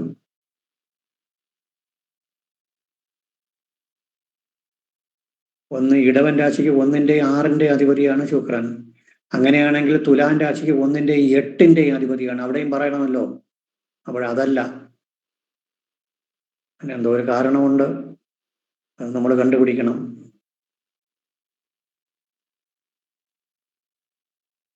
കാര്യമില്ലാതെ പറയൂല. എന്തോ ഒരു കാരണമുണ്ട്. സൗഭാഗ്യമുള്ളവരും ക്ഷമയുള്ളവരും ആയിരിക്കും. നല്ല വിശപ്പുള്ളവരും ആഹാരപ്രിയരുമായിരിക്കും.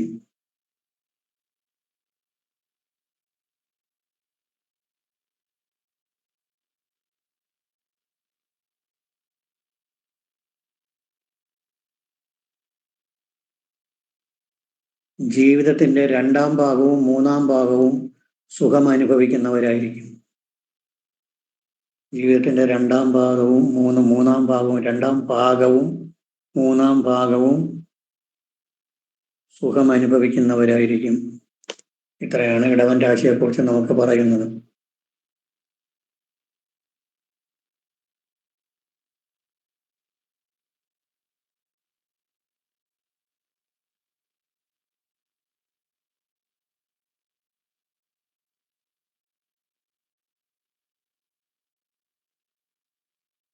അടുത്തെഴുതിക്കണം. ഒരു സെന്റൻസ് എഴുതിക്കണം. ഇടവം രാശിക്ക് ശനി യോഗകാരകനാണ്.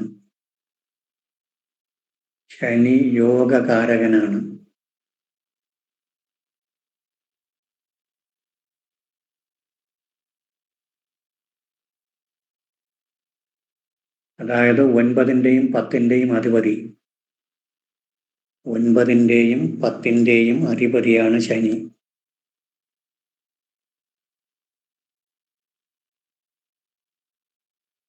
9ന്റെയും 10ന്റെയും അധിപതിയാണ് ശനി.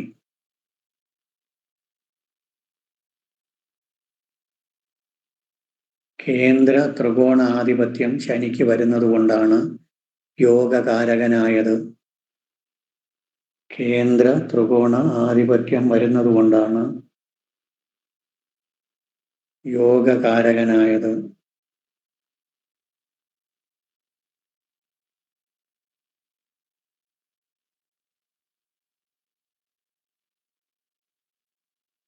ഒരു വരി കൂടി ഡിപ്റ്റോ ആയിട്ട് എഴുതിക്കൊള്ളണം. നമ്മൾ അവസാന സെന്റൻസ് എഴുതിയില്ലേ, ജീവിതത്തിന്റെ മധ്യകാലവും അന്ത്യകാലവും നന്നായിരിക്കുന്നു, അതിന്റെ മുൻപായിട്ട് ഒരു ഡിറ്റോ ആയിട്ട് എഴുതിക്കൊള്ളണം. നല്ല സുഹൃത്ത് ബന്ധമുള്ളവരും എന്നുകൂടി ചേർത്തോളണം. നല്ല സുഹൃത്ത് ബന്ധമുള്ളവരും, നല്ല സുഹൃത്ത് ബന്ധമുള്ളവരും. ഇപ്പൊ നമ്മൾ അവസാനം എഴുതിയ ശനിയെ കുറിച്ച് എഴുതിയത് മനസ്സിലായോ ആർക്കെങ്കിലും?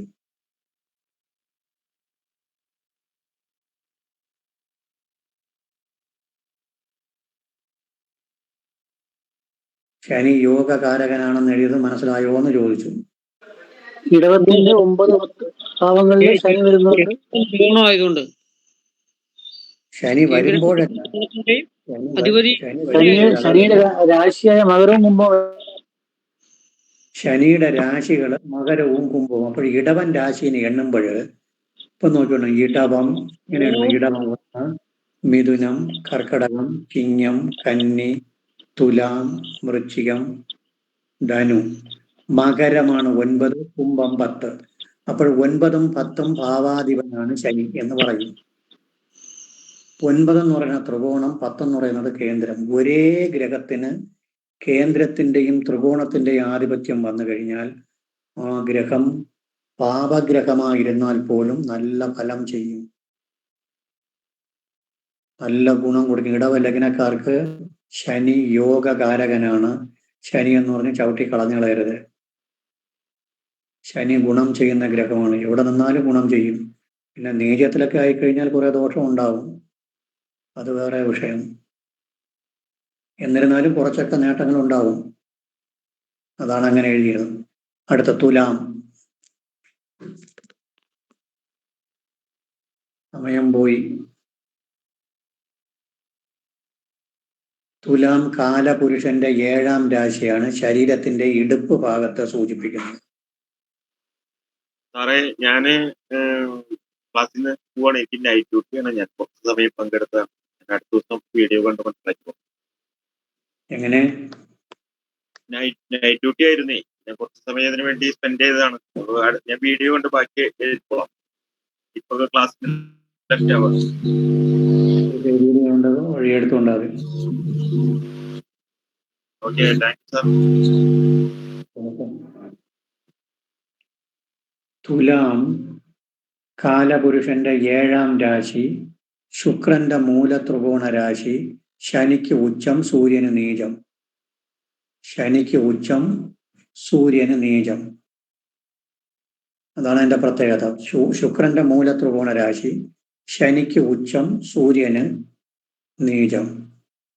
ചിത്തിരയുടെ അര, ചോതി, വിശാഖത്തിന്റെ മുക്കാൽ. ഇത്രയാണ് അവിടുത്തെ നക്ഷത്രം. ചിത്തിരയുടെ 2ാം പകുതി, ചോതി, വിശാഖത്തിന്റെ മുക്കാൽ ഭാഗം. ഇത്രയാണ് നക്ഷത്രം. ചിത്തിരയുടെ പകുതി, 2ാം പകുതി എന്നുവെച്ചാൽ 3ഉം 4ഉം പാദം. ചിത്തിരയുടെ 2ാം പകുതി, ചോതി പൂർണ്ണമായിട്ടും, വിശാഖത്തിന്റെ ആദ്യത്തെ മുക്കാൽ ഭാഗം, 3 പാദം ആണ് നക്ഷത്രം.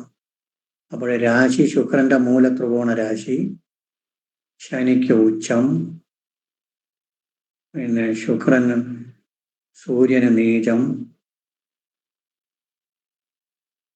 ചിത്തിരയുടെ 2ാം പകുതി, ചോതി, വിശാഖത്തിന്റെ മുക്കാൽ ഭാഗമാണ് നക്ഷത്ര സമൂഹം. ത്രാസാണ് അവിടുത്തെ ചിഹ്നം. ഒരു പുരുഷൻ, ത്രാസ് പിടിച്ച ഒരു പുരുഷൻ ആണ് അവിടെ ചിഹ്നമായിട്ട് കാണിച്ചിട്ടുള്ളത്. ത്രാസ് എന്ന് പറഞ്ഞാൽ ത്രാസിനാണ് അവിടെ പ്രാധാന്യം കൂടുതൽ കൊടുക്കുന്നത്. ഇത് ചരരാശിയാണ്, പുരുഷരാശിയാണ്. നല്ല ആക്റ്റീവായിരിക്കും. ചുറുചുറുക്കുള്ളവരും യാത്രാശീലമുള്ളവരും ആയിരിക്കും. ചുറുചുറുക്കും യാത്രാശീലവും ഉള്ളവരാണ് ഇവിടുത്തെ ആൾക്കാർ. ഈ രാശിയിൽ ചുറുചുറുക്കുള്ളവരും യാത്രാശീലമുള്ളവരുമാണ് തുലാം രാശിക്കാർ. അപ്പോൾ തുലാം രാശി ശരീരത്തിന്റെ ഇടുപ്പ് ഭാഗത്തെ സൂചിപ്പിക്കുന്നു. വസ്തി പ്രദേശം എന്ന് പറയും. ഇടുപ്പ് എന്ന് പറഞ്ഞു കഴിഞ്ഞാൽ വസ്തി, ഇടുപ്പിന് 6നും ഇടുപ്പ് പറയാറുണ്ട്, കന്നിക്കും പറയാറുണ്ട്. കന്നി അടിവയറ് ഇടുപ്പൊക്കെയാണ്. തുലാത്തിന് വസ്തി പ്രദേശം എന്ന് പറയുന്നത്. വസ്തി എന്ന് വെച്ചാൽ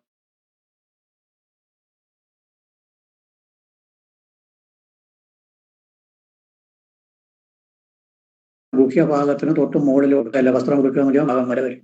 വസ്തി പ്രദേശം അല്ലെങ്കിൽ ഇടുപ്പിന് താഴോട്ടുള്ള ഭാഗം. ഇടുപ്പ് തന്നെ, ഇടുപ്പിന് താഴോട്ട് എന്ന് പറയുമ്പോൾ പിന്നെ ഗുഹ്യപ്രദേശം വരും, സീക്രട്ട് പാർട്സ്. അതല്ല, വസ്തി പ്രദേശം ആണ്. വസ്ത്രം ചുറ്റിക്കെട്ടി കൊടുക്കുന്ന ഭാഗമാണ് തുലാം രാശിയുടെ ശരീരഭാഗം. അപ്പോൾ തുലാം രാശി കാലപുരുഷന്റെ 7ാം രാശി. ശരീരത്തിന്റെ വസ്തി പ്രദേശം, വസ്ത്രം ഉടുക്കുന്ന പ്രദേശത്തെ സൂചിപ്പിക്കുന്നു. ചരരാശിയാണ്, പുരുഷരാശിയാണ്. നല്ല ചുറുചുറുക്കുള്ളവരും യാത്രാശീലരുമായിരിക്കും. ചരരാശി എല്ലാ ചരരാശിക്കും യാത്രാശീലമുള്ളവരും ചുറുചുറുക്കുള്ളവരുമായിരിക്കും. അതിൽ മാറ്റമില്ല. യാത്രാശീലവും ചുറുചുറുക്കും ഉള്ളവരാണ്. ചിത്തിരയുടെ 2ാം പകുതി, ചോതി വിശാഖത്തിന്റെ മുക്കാലാണ് ഇവിടുത്തെ നക്ഷത്ര സമൂഹം.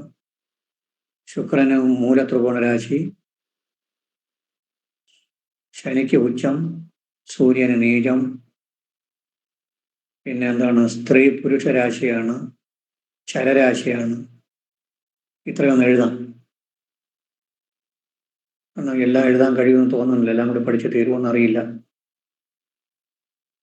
തുലാം രാശി കാലപുരുഷന്റെ 7ാം രാശിയാണ്.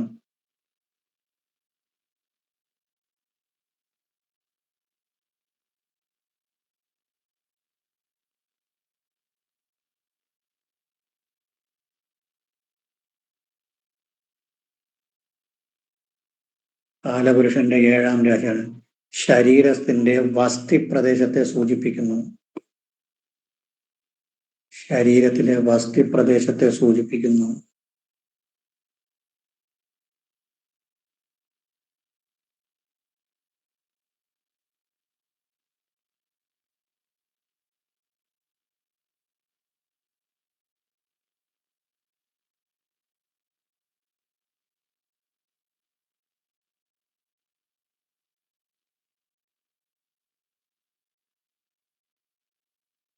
ശുക്രന്റെ മൂലത്രികോണ രാശിയും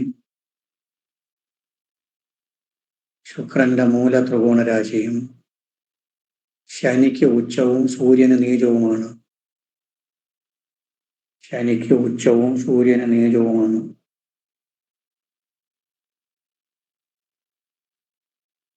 ശുക്രന്റെ മൂലത്രികോണ രാശിയും ശനിക്ക് ഉച്ചവും സൂര്യന് നീചവുമാണ്.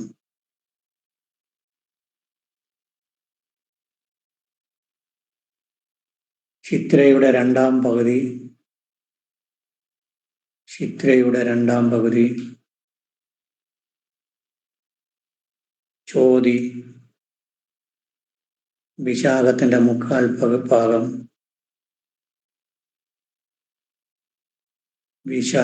മുക്കാൽ ഭാഗം, ചേർന്നതാണ് ഇവിടുത്തെ നക്ഷത്രം.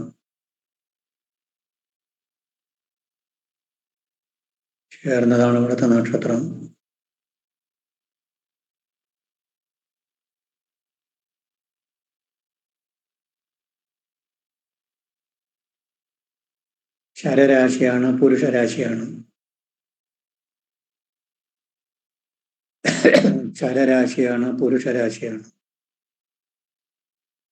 ചുറുചുറുക്കുള്ളവരും യാത്രാശീലമുള്ളവരുമായിരിക്കും.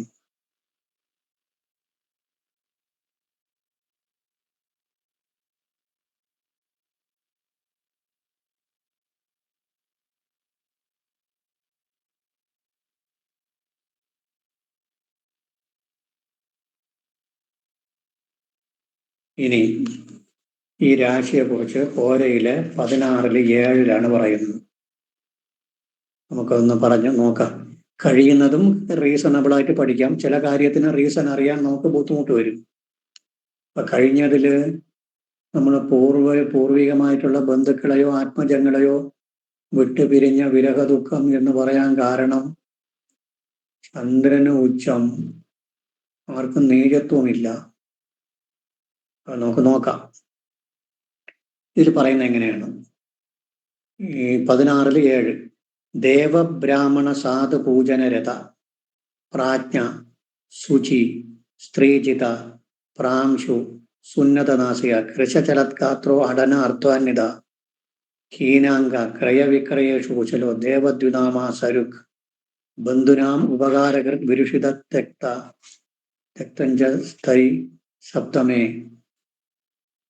ആദ്യം പറയുന്നത് ദേവബ്രാഹ്മണ സാധു പൂജനരത, ദേവന്മാരെയും ബ്രാഹ്മണരെയും സജ്ജനങ്ങളെയും പൂജിക്കാൻ താല്പര്യമുള്ളവരായിരിക്കും. ദേവന്മാരെയും സജ്ജനങ്ങളെയും ബ്രാഹ്മണരെയും പൂജിക്കാൻ താല്പര്യമുള്ളവരെന്ന് വെച്ചാൽ അവരുടെയൊക്കെ പൂജനീയമായ ആൾക്കാരാണ്, പൂജിക്കാൻ താല്പര്യമുള്ളവർ. ദേവനെയും ബ്രാഹ്മണരെയും സജ്ജനം സാധു എന്ന് വെച്ചാൽ സജ്ജനം, നല്ല ജനങ്ങളെ പൂജിക്കാൻ താല്പര്യമുള്ളവർ. അതാണ് ഈ രാശിയുടെ ആദ്യത്തെ പറയുന്നത്. ദേവ ബ്രാഹ്മണ സാധു പൂജനരത.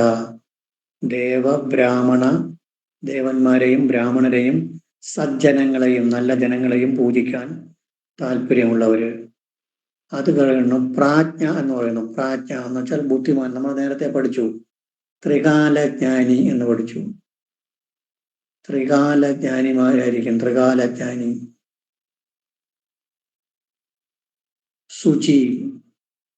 ശുചിത്വമുള്ളവർ. സ്ത്രീജിത, അത് നേരത്തെ പഠിച്ചല്ലോ. സ്ത്രീജിത സ്ത്രീക്ക് അടിമപ്പെട്ടവരെന്നർത്ഥം. എല്ലാ രാശിക്കും സ്ത്രീകളെ കുറിച്ച് ഓരോ പോയിന്റ് പറഞ്ഞുകൊണ്ട് പോകും. മേടത്തിന് കാമി അങ്കനാവല്ലഭ, ഇടവത്തിന് ഇപ്പൊ പഠിച്ചു പ്രമദപ്രിയ, മിഥുനത്തിന് സ്ത്രീലോല ക്ലീവൈര്യാതിരുതി, കർക്കിടകത്തിന് സ്ത്രീ നിർജിത, ചിങ്ങത്തിന് സ്ത്രീ ദ്വേഷി, കന്നിക്ക് സുരതപ്രിയ, തുലാത്തിന് സ്ത്രീജിത, മകരത്തിന് അഗമ്യ ജനാങ്കനാസു, കുംഭത്തിന് പരവനിതാർത്ഥ പാപനിരത, മീനത്തിന് ധാരവാസു അനുരക്ത സ്ത്രീജിത, വൃശ്ചികത്തിന് പിന്നെ വേറെ ഒന്നും പറയുന്നില്ല. വൃശ്ചികത്തിന് ആകെ കൂടെ എല്ലാം കൂടി കുളമാക്കി വെച്ചിട്ടുണ്ട്. അപ്പോൾ അതുപോലെ ഇവിടെയും സ്ത്രീജിത എന്ന് പറഞ്ഞാൽ സ്ത്രീകൾക്ക് അടിമപ്പെട്ടു പോകുന്നതെന്നാണ് അർത്ഥം. സ്ത്രീകളെ വാക്ക് കേട്ട് പോകുന്നവർ, ശുചിത്വമുള്ള ഒരു പ്രാജ്ഞ, ബുദ്ധിമാനായ ആൾക്കാരാണ്. പ്രാജ്ഞ വെച്ചാൽ ത്രികാലജ്ഞാനി. നേരത്തെ പഠിച്ചു. ഈ പ്രാജ്ഞ എന്നുള്ള വാക്ക് എവിടെയാണ് കൂടുതലും വന്നത്? എവിടെയാണ്, ഏത് ഗ്രഹത്തിനാണ് ബാധകമായിട്ട് വന്നത്? വ്യാഴം. പ്രാജ്ഞൻ ചന്ദ്രനാണ് വന്നത്. ഒന്ന് പറഞ്ഞു നോക്കണം, ചന്ദ്രന്റെ സ്വരൂപം പറഞ്ഞു നോക്കണം ആരെങ്കിലും. ആ ശ്ലോകമൊക്കെ ഒന്ന് പഠിച്ചു വെച്ചാൽ നല്ലതാണ്. തനു വൃത്തതനു ബഹുവാദകപ പ്രാജ്ഞ ശശി മൃദുവാക് ശുഭദൃക്. പ്രാജ്ഞൻ എന്ന് പറഞ്ഞാൽ വർത്തമാനം, ഭൂതം, ഭാവി എല്ലാത്തിനെയും കുറിച്ച് നല്ല അറിവുള്ളവര്. അതാണ് പ്രാജ്ഞ എന്ന് പറഞ്ഞ പ്രാജ്ഞ. അത് ഇവിടെയും വരുന്നുണ്ട്. ചന്ദ്രനും വരുന്നുണ്ട്, തുലാം രാശിക്കും വരുന്നു. സ്ത്രീജിത. അടുത്ത പ്രാംശു എന്ന് വെച്ചാൽ ദീർഘദേഹമുള്ളവര്. ഈ ദീർഘദേഹം എന്ന് പറയുന്നത് നമ്മൾ പഠിച്ചില്ല, ഇനിയേ പഠിക്കുള്ളൂ. ശനിയുടെ സ്വരൂപമാണത്. ഇവിടെ ശനിക്ക് മെലിഞ്ഞ് നീണ്ട ശരീരമാണ് ശനിയുടെ പ്രകൃതം. ശനിക്ക് ഉച്ചമായതുകൊണ്ടാണ് അങ്ങനെ പറയാൻ കാര്യം. സുന്നത നാസിക, ഉയർന്ന മൂക്ക്. ഇതെല്ലാം വരുമ്പോൾ വ്യാഴത്തിനെ ബേസ് ചെയ്താണ് ഒരുപാട് കാര്യങ്ങൾ ഇവിടെ പറയുന്നത്. ഉയർന്ന മൂക്ക് എന്ന് പറയുന്നത് വ്യാഴത്തിന് നമ്മൾ പറഞ്ഞല്ലോ. തുങ്കനാശം എന്ന് പഠിച്ചു മീനൻ രാശിക്ക്, ഓർമ്മയുണ്ടോ?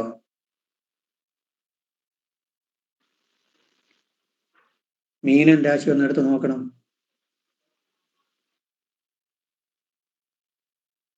കഴിഞ്ഞ ക്ലാസ്സിൽ പഠിച്ചത് മീനൻ രാശി ഒന്ന് എടുത്ത് നോക്കണം. കഴിഞ്ഞതിൻ്റെ അങ്ങേ ക്ലാസ്സിൽ. തുങ്കനാശം, ഉയർന്ന മൂക്കുള്ളവർ എന്ന് എഴുതിയിട്ടുണ്ട്. ഉണ്ടോ നോക്കണം. തുങ്കനാശം അങ്കിത എഴുതിയിട്ടുണ്ട്. എഴുതിയിട്ടുണ്ട്. അതാണ് ഇവിടെയും വന്നിട്ടുള്ള പ്രാംശു, ദീർഘശരീരം, സുന്നത നാസിക, ഉയർന്ന മൂക്കുള്ളവർ, സുന്നത നാസിക, ഉയർന്ന മൂക്ക്. അപ്പോൾ വ്യാഴത്തിന്റെ സ്വഭാവമാണ് ഇവിടെ കുറെയൊക്കെ വരുന്നത്. ദേവബ്രാഹ്മണ സാധു പൂജന രഥ എന്ന് പറഞ്ഞതൊക്കെ വ്യാഴത്തിന്റെ സ്വഭാവം. പക്ഷെ വ്യാഴത്തിനൂടെ ഉച്ചവുമില്ല നീചവുമില്ല. വ്യാഴം വന്നിട്ട് 3ന്റെ 6ന്റെ അധിപതിയാണ്. പറയുന്നത് അത്രയും വ്യാഴത്തിൻ്റെയും ശനിയുടെയും സ്വഭാവമാണ് പറയുന്നത്. ശനിയുടെ സ്വഭാവം പറയുന്നതിന് തെറ്റില്ല. ശനിക്ക് ഉച്ചം.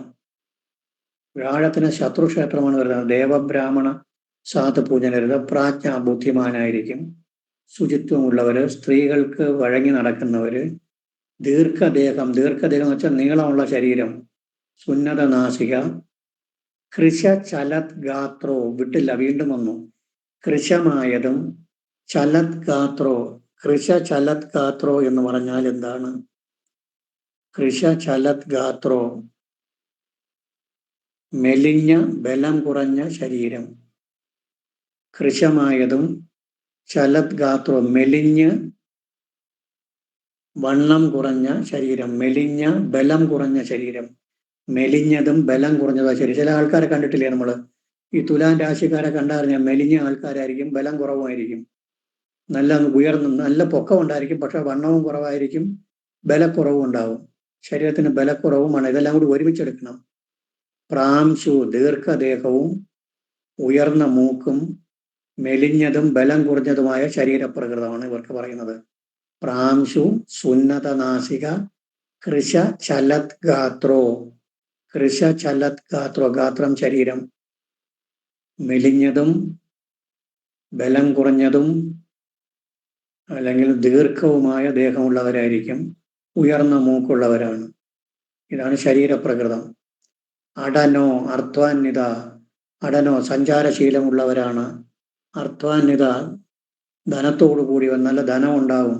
അതും വ്യാഴത്തിന്റെ സ്വഭാവത്തിൽ വരുന്നതാണ്. ധനം ഉണ്ടാവുക എന്ന് പറയുന്നത് വ്യാഴത്തിന്റെ സ്വഭാവത്തിൽ വരുന്നതാണ്. എല്ലാം വ്യാഴവും ശനിയുമായിട്ട് ബന്ധപ്പെടുത്തിയാണ് ഈ രാശിയെ പറയുന്നത്. അത്രയും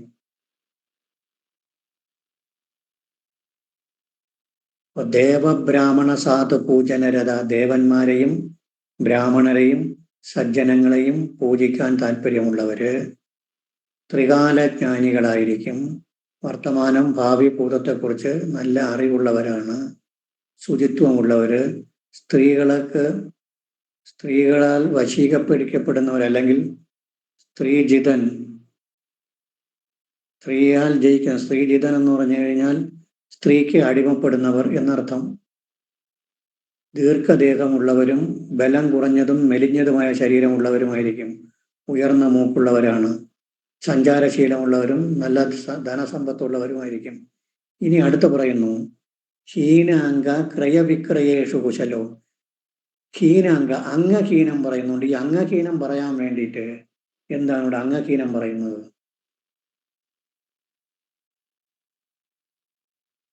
അംഗഹീനവും പറയാനുള്ള കാര്യം എന്തായിരിക്കാം? അതായത് ശുക്രന്റെ മൂലത്രികോണ രാശിയാണ് ശനിക്ക് ഉച്ചം കൊടുത്തിരിക്കുന്നത്. അതുകൊണ്ടാണ് അങ്ങനെ പറയുന്നു എന്നാണ് വ്യാഖ്യാതാക്കന്മാർ പറയുന്നത്. ഹീനാംഗ, അംഗഹീനം വന്നിട്ടുള്ള, അംഗഹീനം വരാനിട വരും. ഇതൊക്കെ നമ്മൾ പ്രശ്നത്തിൽ ഉപയോഗിക്കാൻ വളരെ കൃത്യമായിരിക്കും. അംഗഹീനമുള്ളവരും ക്രയവിക്രയേഷു കുശലോ, വാങ്ങുക കൊടുക്കുക, വസ്തുക്കൾ വാങ്ങുകയും കൊടുക്കുകയും ചെയ്യുന്നതാണ് ക്രയവിക്രയം. വില കൊടുത്ത് വിൽപ്പന. അതൊന്നൊരു തുലാം രാശി ത്രാസാണ് സിമ്പല്. ത്രാസാകുമ്പോൾ സാധനം വാങ്ങുകയും വിൽക്കുകയും ചെയ്യുന്നതാണ് ത്രാസിന്റെ പ്രത്യേകത. അളന്നു തൂക്കുക. ത്രാസാണ് സിമ്പൽ. ഇത് ബിസിനസ് രാശി എന്നാണ് ഈ രാശി അറിയപ്പെടുന്നത്. ബിസിനസ് രാശി, രോഗരാശി എന്നൊക്കെയാണ് അറിയപ്പെടുന്നത്. അടുത്ത് പറയുന്നു സരുക്ക് എന്ന് പറയുന്നത്. സരുക്ക് എന്ന് വെച്ചാൽ രോഗം. രോഗത്തിന്റെ ലക്ഷണം ഉണ്ടാകും. പിന്നെ സാധനങ്ങൾ വാങ്ങുക കൊടുക്കുക എന്നുള്ളതാണ് ഇവരുടെ ഈ രാശിയുടെ പ്രധാനപ്പെട്ട സ്വഭാവം. വില കൊടുത്തും വാങ്ങുകയും വിൽക്കുകയും ചെയ്യുന്ന സ്വഭാവ പ്രകൃതമുള്ളവരായിരിക്കും.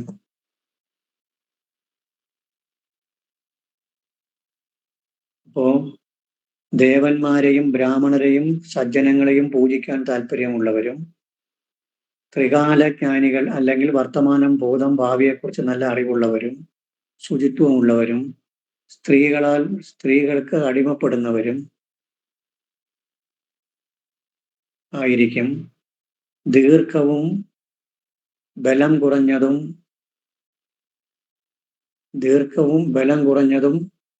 ആയ ശരീരം, ദീർഘദേഹം, ദീർഘദേഹവും ബലം കുറഞ്ഞതും പൊക്കമുള്ളത് അല്ലെങ്കിൽ ദീർഘവും ബലം കുറഞ്ഞതും ആയ ശരീരപ്രകൃതം.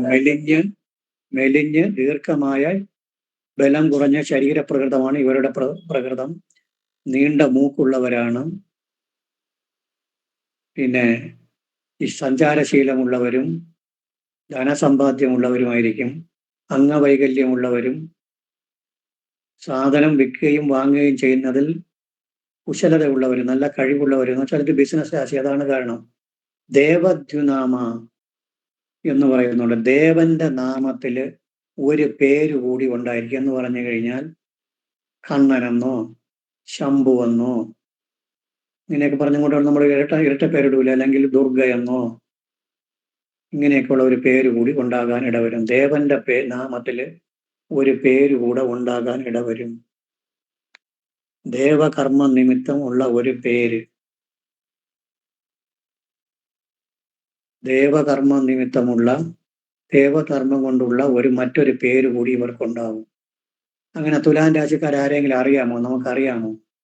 2 പേരുള്ളവര്. 2 പേരിൽ ഒന്നില് ദേവന്റെ അല്ലെങ്കിൽ ദേവിയുടെ പേരുള്ളവരായിരിക്കും.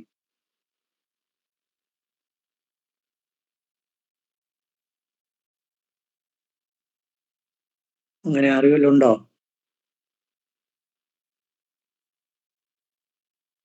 ഇല്ല, ആർക്കും മറുപടിയില്ല. സരുക്ക് എന്റെ ലഗ്നം തുലാം. ഉണ്ടോ? ദേവദ്യുനാമ സരുക്ക് എന്ന് പറയാൻ കാര്യം നമ്മളിപ്പോ ശരീരപ്രകൃതം പഠിച്ചു. എന്താണ്? മെലിഞ്ഞ്, ശരീരപ്രകൃതം എന്താണ് പഠിച്ചത്? മെലിഞ്ഞതും ബലം കുറഞ്ഞതും പൊക്കമുള്ളതുമായ ശരീരം. അപ്പോൾ രോഗത്തിന്റെ ഒരു ലക്ഷണം അവിടെയാണ്. ഇത് രോഗരാശി എന്നാണ് അറിയപ്പെടുന്നത്. നമ്മൾ പ്രശ്നമൊക്കെ വയ്ക്കുമ്പോൾ രോഗപ്രശ്നമൊക്കെ വയ്ക്കുമ്പോൾ തുലാം രാശി കിട്ടിക്കഴിഞ്ഞാൽ രോഗം ഉണ്ടെന്ന് തന്നെ പറയണം. രോഗം ഉണ്ടെന്ന് പറയണം.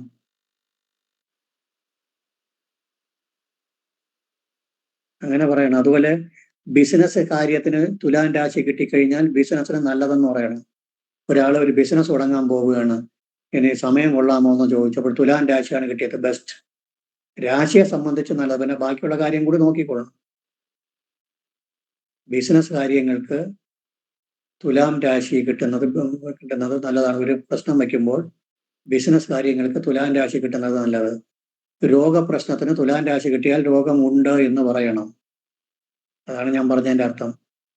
ദേവതമസർക്ക് ബന്ധുനാം ഉപകാരത വിരുഷിതത്ത. ഇതൊരു പ്രത്യേകതയാണ്. ഇപ്പൊ നമ്മള് ഇടവൻ രാശിക്ക് നമ്മൾ പഠിച്ചത് പൂർവികമായിട്ടുള്ള ബന്ധുക്കളെയോ ആത്മജങ്ങളെയോ വിട്ടുപിരിഞ്ഞ വിരഹ ദുഃഖമുണ്ടാകും.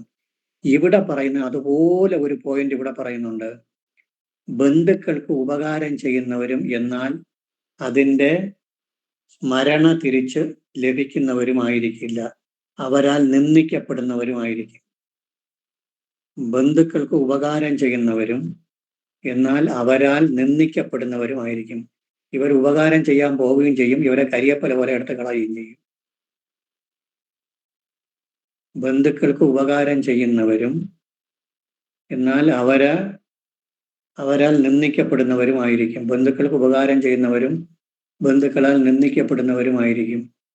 ഇത്രയുമാണ് ഇവിടെ പറയുന്നത്.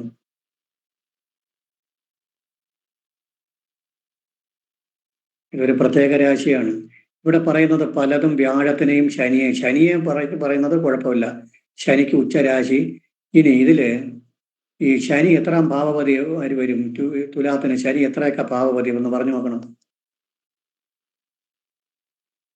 തുലാം രാശി ലഗ്നമായാൽ ശനി എത്രാം ഭാവപതി?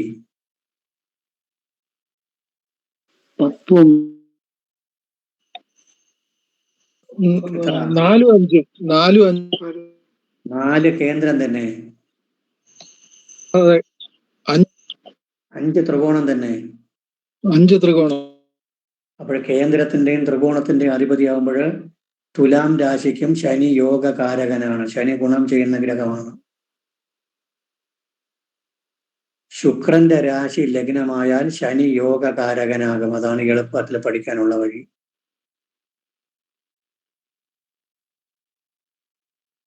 എത്രയൊന്ന് എഴുതാം. സമയം കടന്നുപോയി.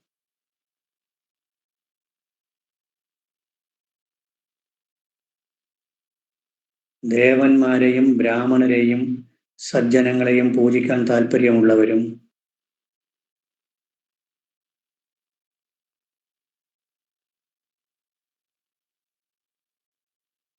ഉള്ളവരായിരിക്കും. ദേവന്മാരെയും ബ്രാഹ്മണരെയും സജ്ജനങ്ങളെയും പൂജിക്കാൻ താല്പര്യമുള്ളവരായിരിക്കും.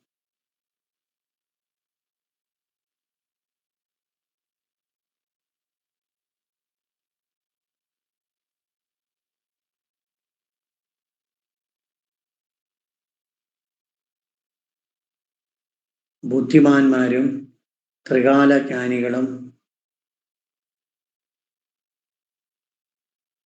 ആയിരിക്കും.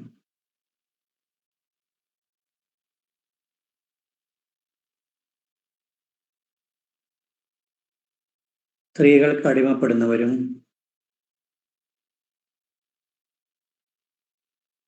ശുദ്ധ മനസ്കതി ഉള്ളവരുമായിരിക്കും. ശുചി എന്ന് വെച്ചാൽ അതാണ്, ശുദ്ധന്മാരായിരിക്കും, ശുദ്ധ മനസ്കതി ഉള്ളവരുമായിരിക്കും.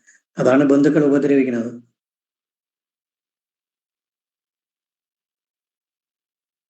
സ്ത്രീകൾക്ക് അടിമപ്പെടുന്നവരും ശുദ്ധ മനസ്സുള്ളവരുമായിരിക്കും.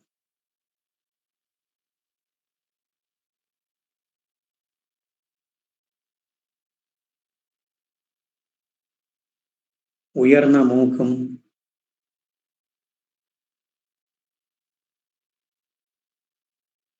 ദീർഘവും ബലം കുറഞ്ഞതും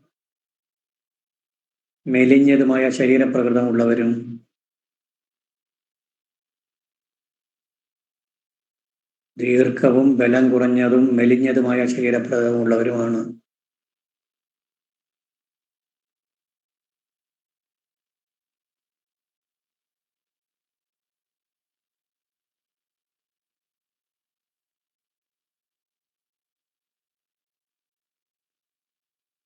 സഞ്ചാരപ്രിയരും ധനസമ്പാദനമുള്ളവരും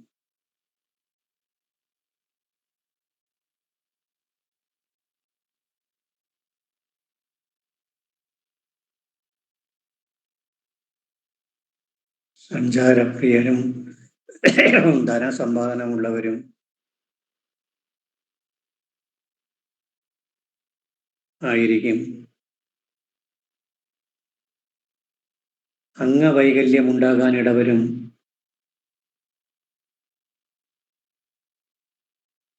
അംഗവൈകല്യമുണ്ടാകാനിടവരും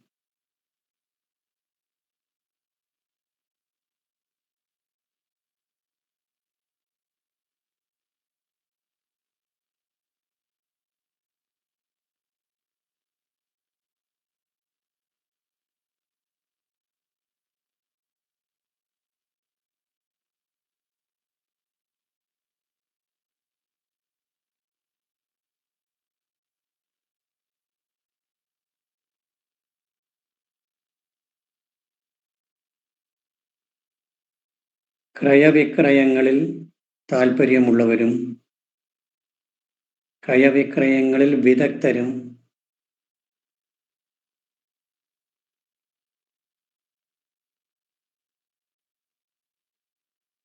ബിസിനസ് കാര്യങ്ങളിൽ വിദഗ്ധരുമായിരിക്കും. ക്രയവിക്രയങ്ങളിൽ താല്പര്യവും ബിസിനസ് കാര്യങ്ങളിൽ വിദഗ്ധരുമായിരിക്കും.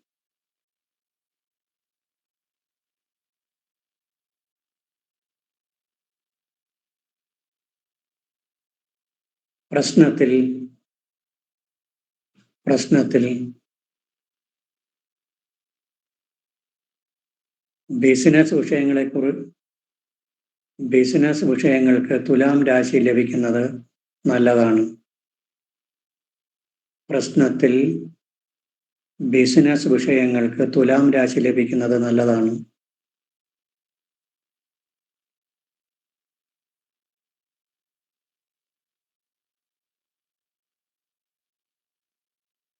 ഇവർ എപ്പോഴും രോഗലക്ഷണമുള്ളവരായിരിക്കും. രോഗലക്ഷണമുള്ളവരായിരിക്കും.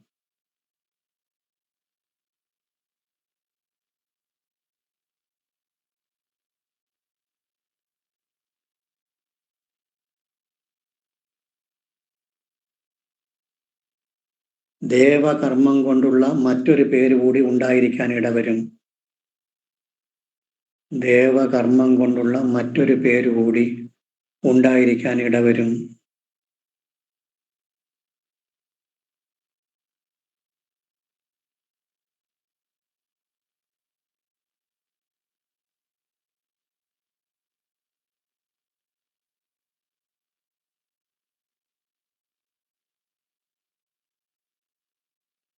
ബന്ധുക്കൾക്ക് ഉപകാരം ചെയ്യുന്നവരും ബന്ധുക്കൾക്ക് ഉപകാരം ചെയ്യുന്നവരും എന്നാൽ ബന്ധുക്കളാൽ ഉപേക്ഷിക്കപ്പെടുന്നവരുമായിരിക്കും.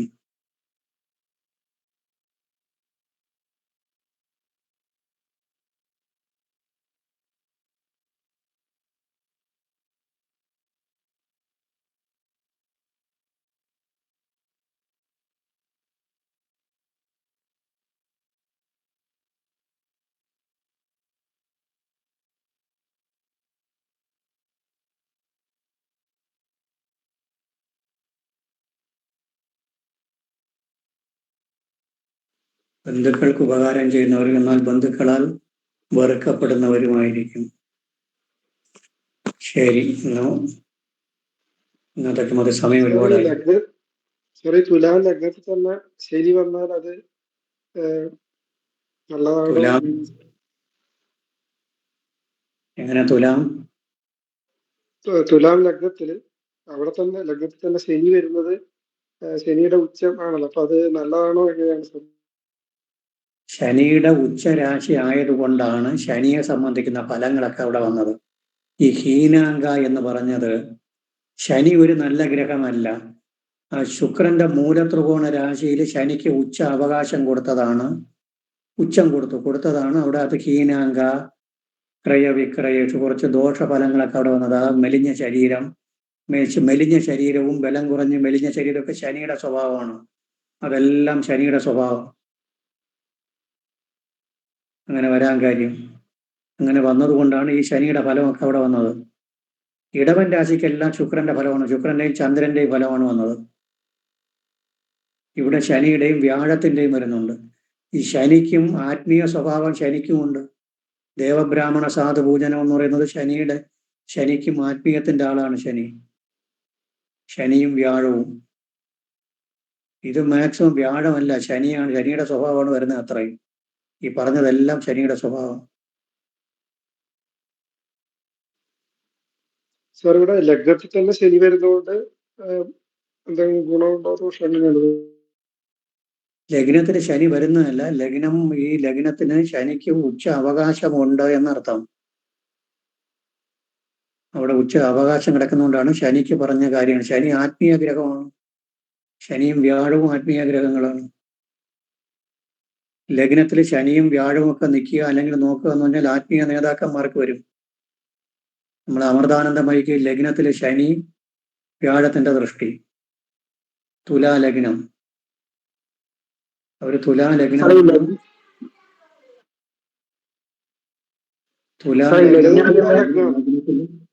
പറയണം. എന്റേത് തുലാ ലഗ്നം. ഈ പറഞ്ഞ ശനിയാണ് കൂടെ ലഗ്നത്തിലുണ്ട്, കുജൻ ആണുള്ളത്. ലഗ്നത്തിൽ കുജനും ശനിയും ഉണ്ടാവും എങ്കിലും ഫലം മാറും. ശനിയും ബുധനും കൂടെയൊക്കെ ലഗ്നത്തിൽ വന്നു കഴിഞ്ഞാൽ നമുക്കൊരു അംഗീകാരം കിട്ടാത്ത അവസ്ഥ വരും. ബന്ധുക്കളിടയിലും സുഹൃത്തുക്കളിടയിലും ഒക്കെ നമുക്കൊരു അംഗീകാരമില്ലാത്ത അവസ്ഥ വരും. നമ്മളെ തഴയപ്പെടുക.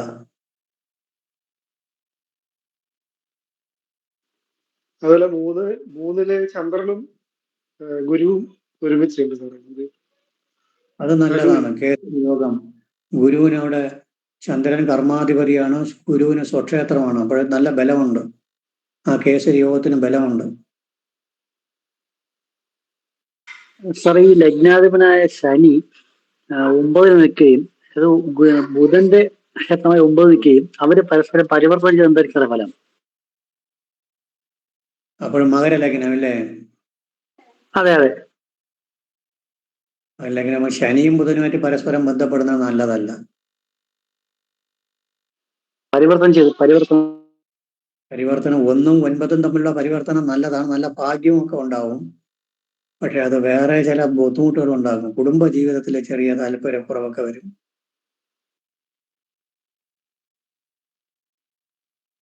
ഭാഗ്യമൊക്കെ ഉണ്ടാവും, നല്ല ഭാഗ്യമൊക്കെ ഉണ്ടാവും. കാരണം ലഗ്നാധിപതി എന്ന് 9ൽ നിൽക്കുന്നു, 9ാം ഭാവത്തിൽ ലഗ്നത്തിൽ നിൽക്കുമ്പോൾ ഭാഗ്യമൊക്കെ ഉണ്ടാവും. ഭാഗ്യം, ദയ, പുണ്യം അതെല്ലാം ഉണ്ടാവും, അതിലൊന്നും കുഴപ്പമില്ല.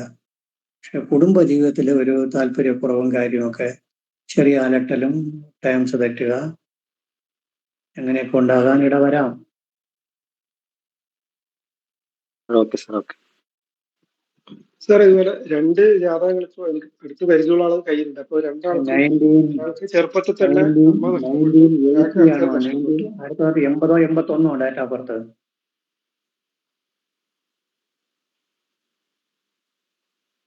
ഇപ്പൊ പറഞ്ഞത് 1980 81 ഡേറ്റ് ഓഫ് ബർത്ത്. എന്താണ് സാറേ? ഇപ്പൊ പറഞ്ഞ ഡേറ്റ് ഓഫ് ബർത്ത് 80 81? 80. 80 കാലഘട്ടമാണ് ശനി അവിടെ നിൽക്കുന്നത്. 80 81 കാലഘട്ടത്തിലാണ് ശനി അവിടെ നിന്നത്. 80 ജനുവരി. അത് തന്നെ.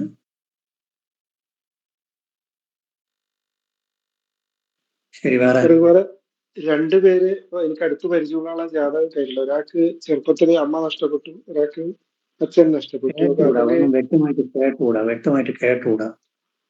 ഒന്ന് അടുത്ത് വെച്ച് പറയണം. സാറ് എനിക്ക് പരിചയമുള്ള 2 പേര്, ഒരാളുടെ ചെറുപ്പത്തിൽ അമ്മ നഷ്ടപ്പെട്ടു, ഒരാളുടെ അച്ഛൻ നഷ്ടപ്പെട്ടു. പക്ഷെ അവര് ഈ ഇടവം രീതിയിലല്ല, അങ്ങനെയല്ല അതില്ല.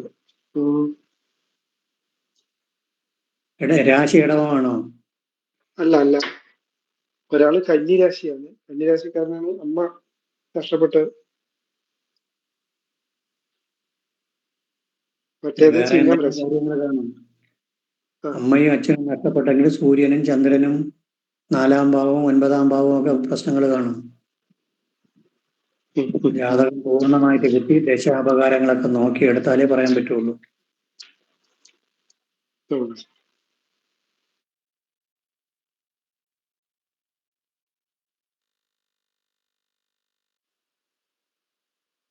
വേറെ മതിയാക്കാമോ? സമയമായി.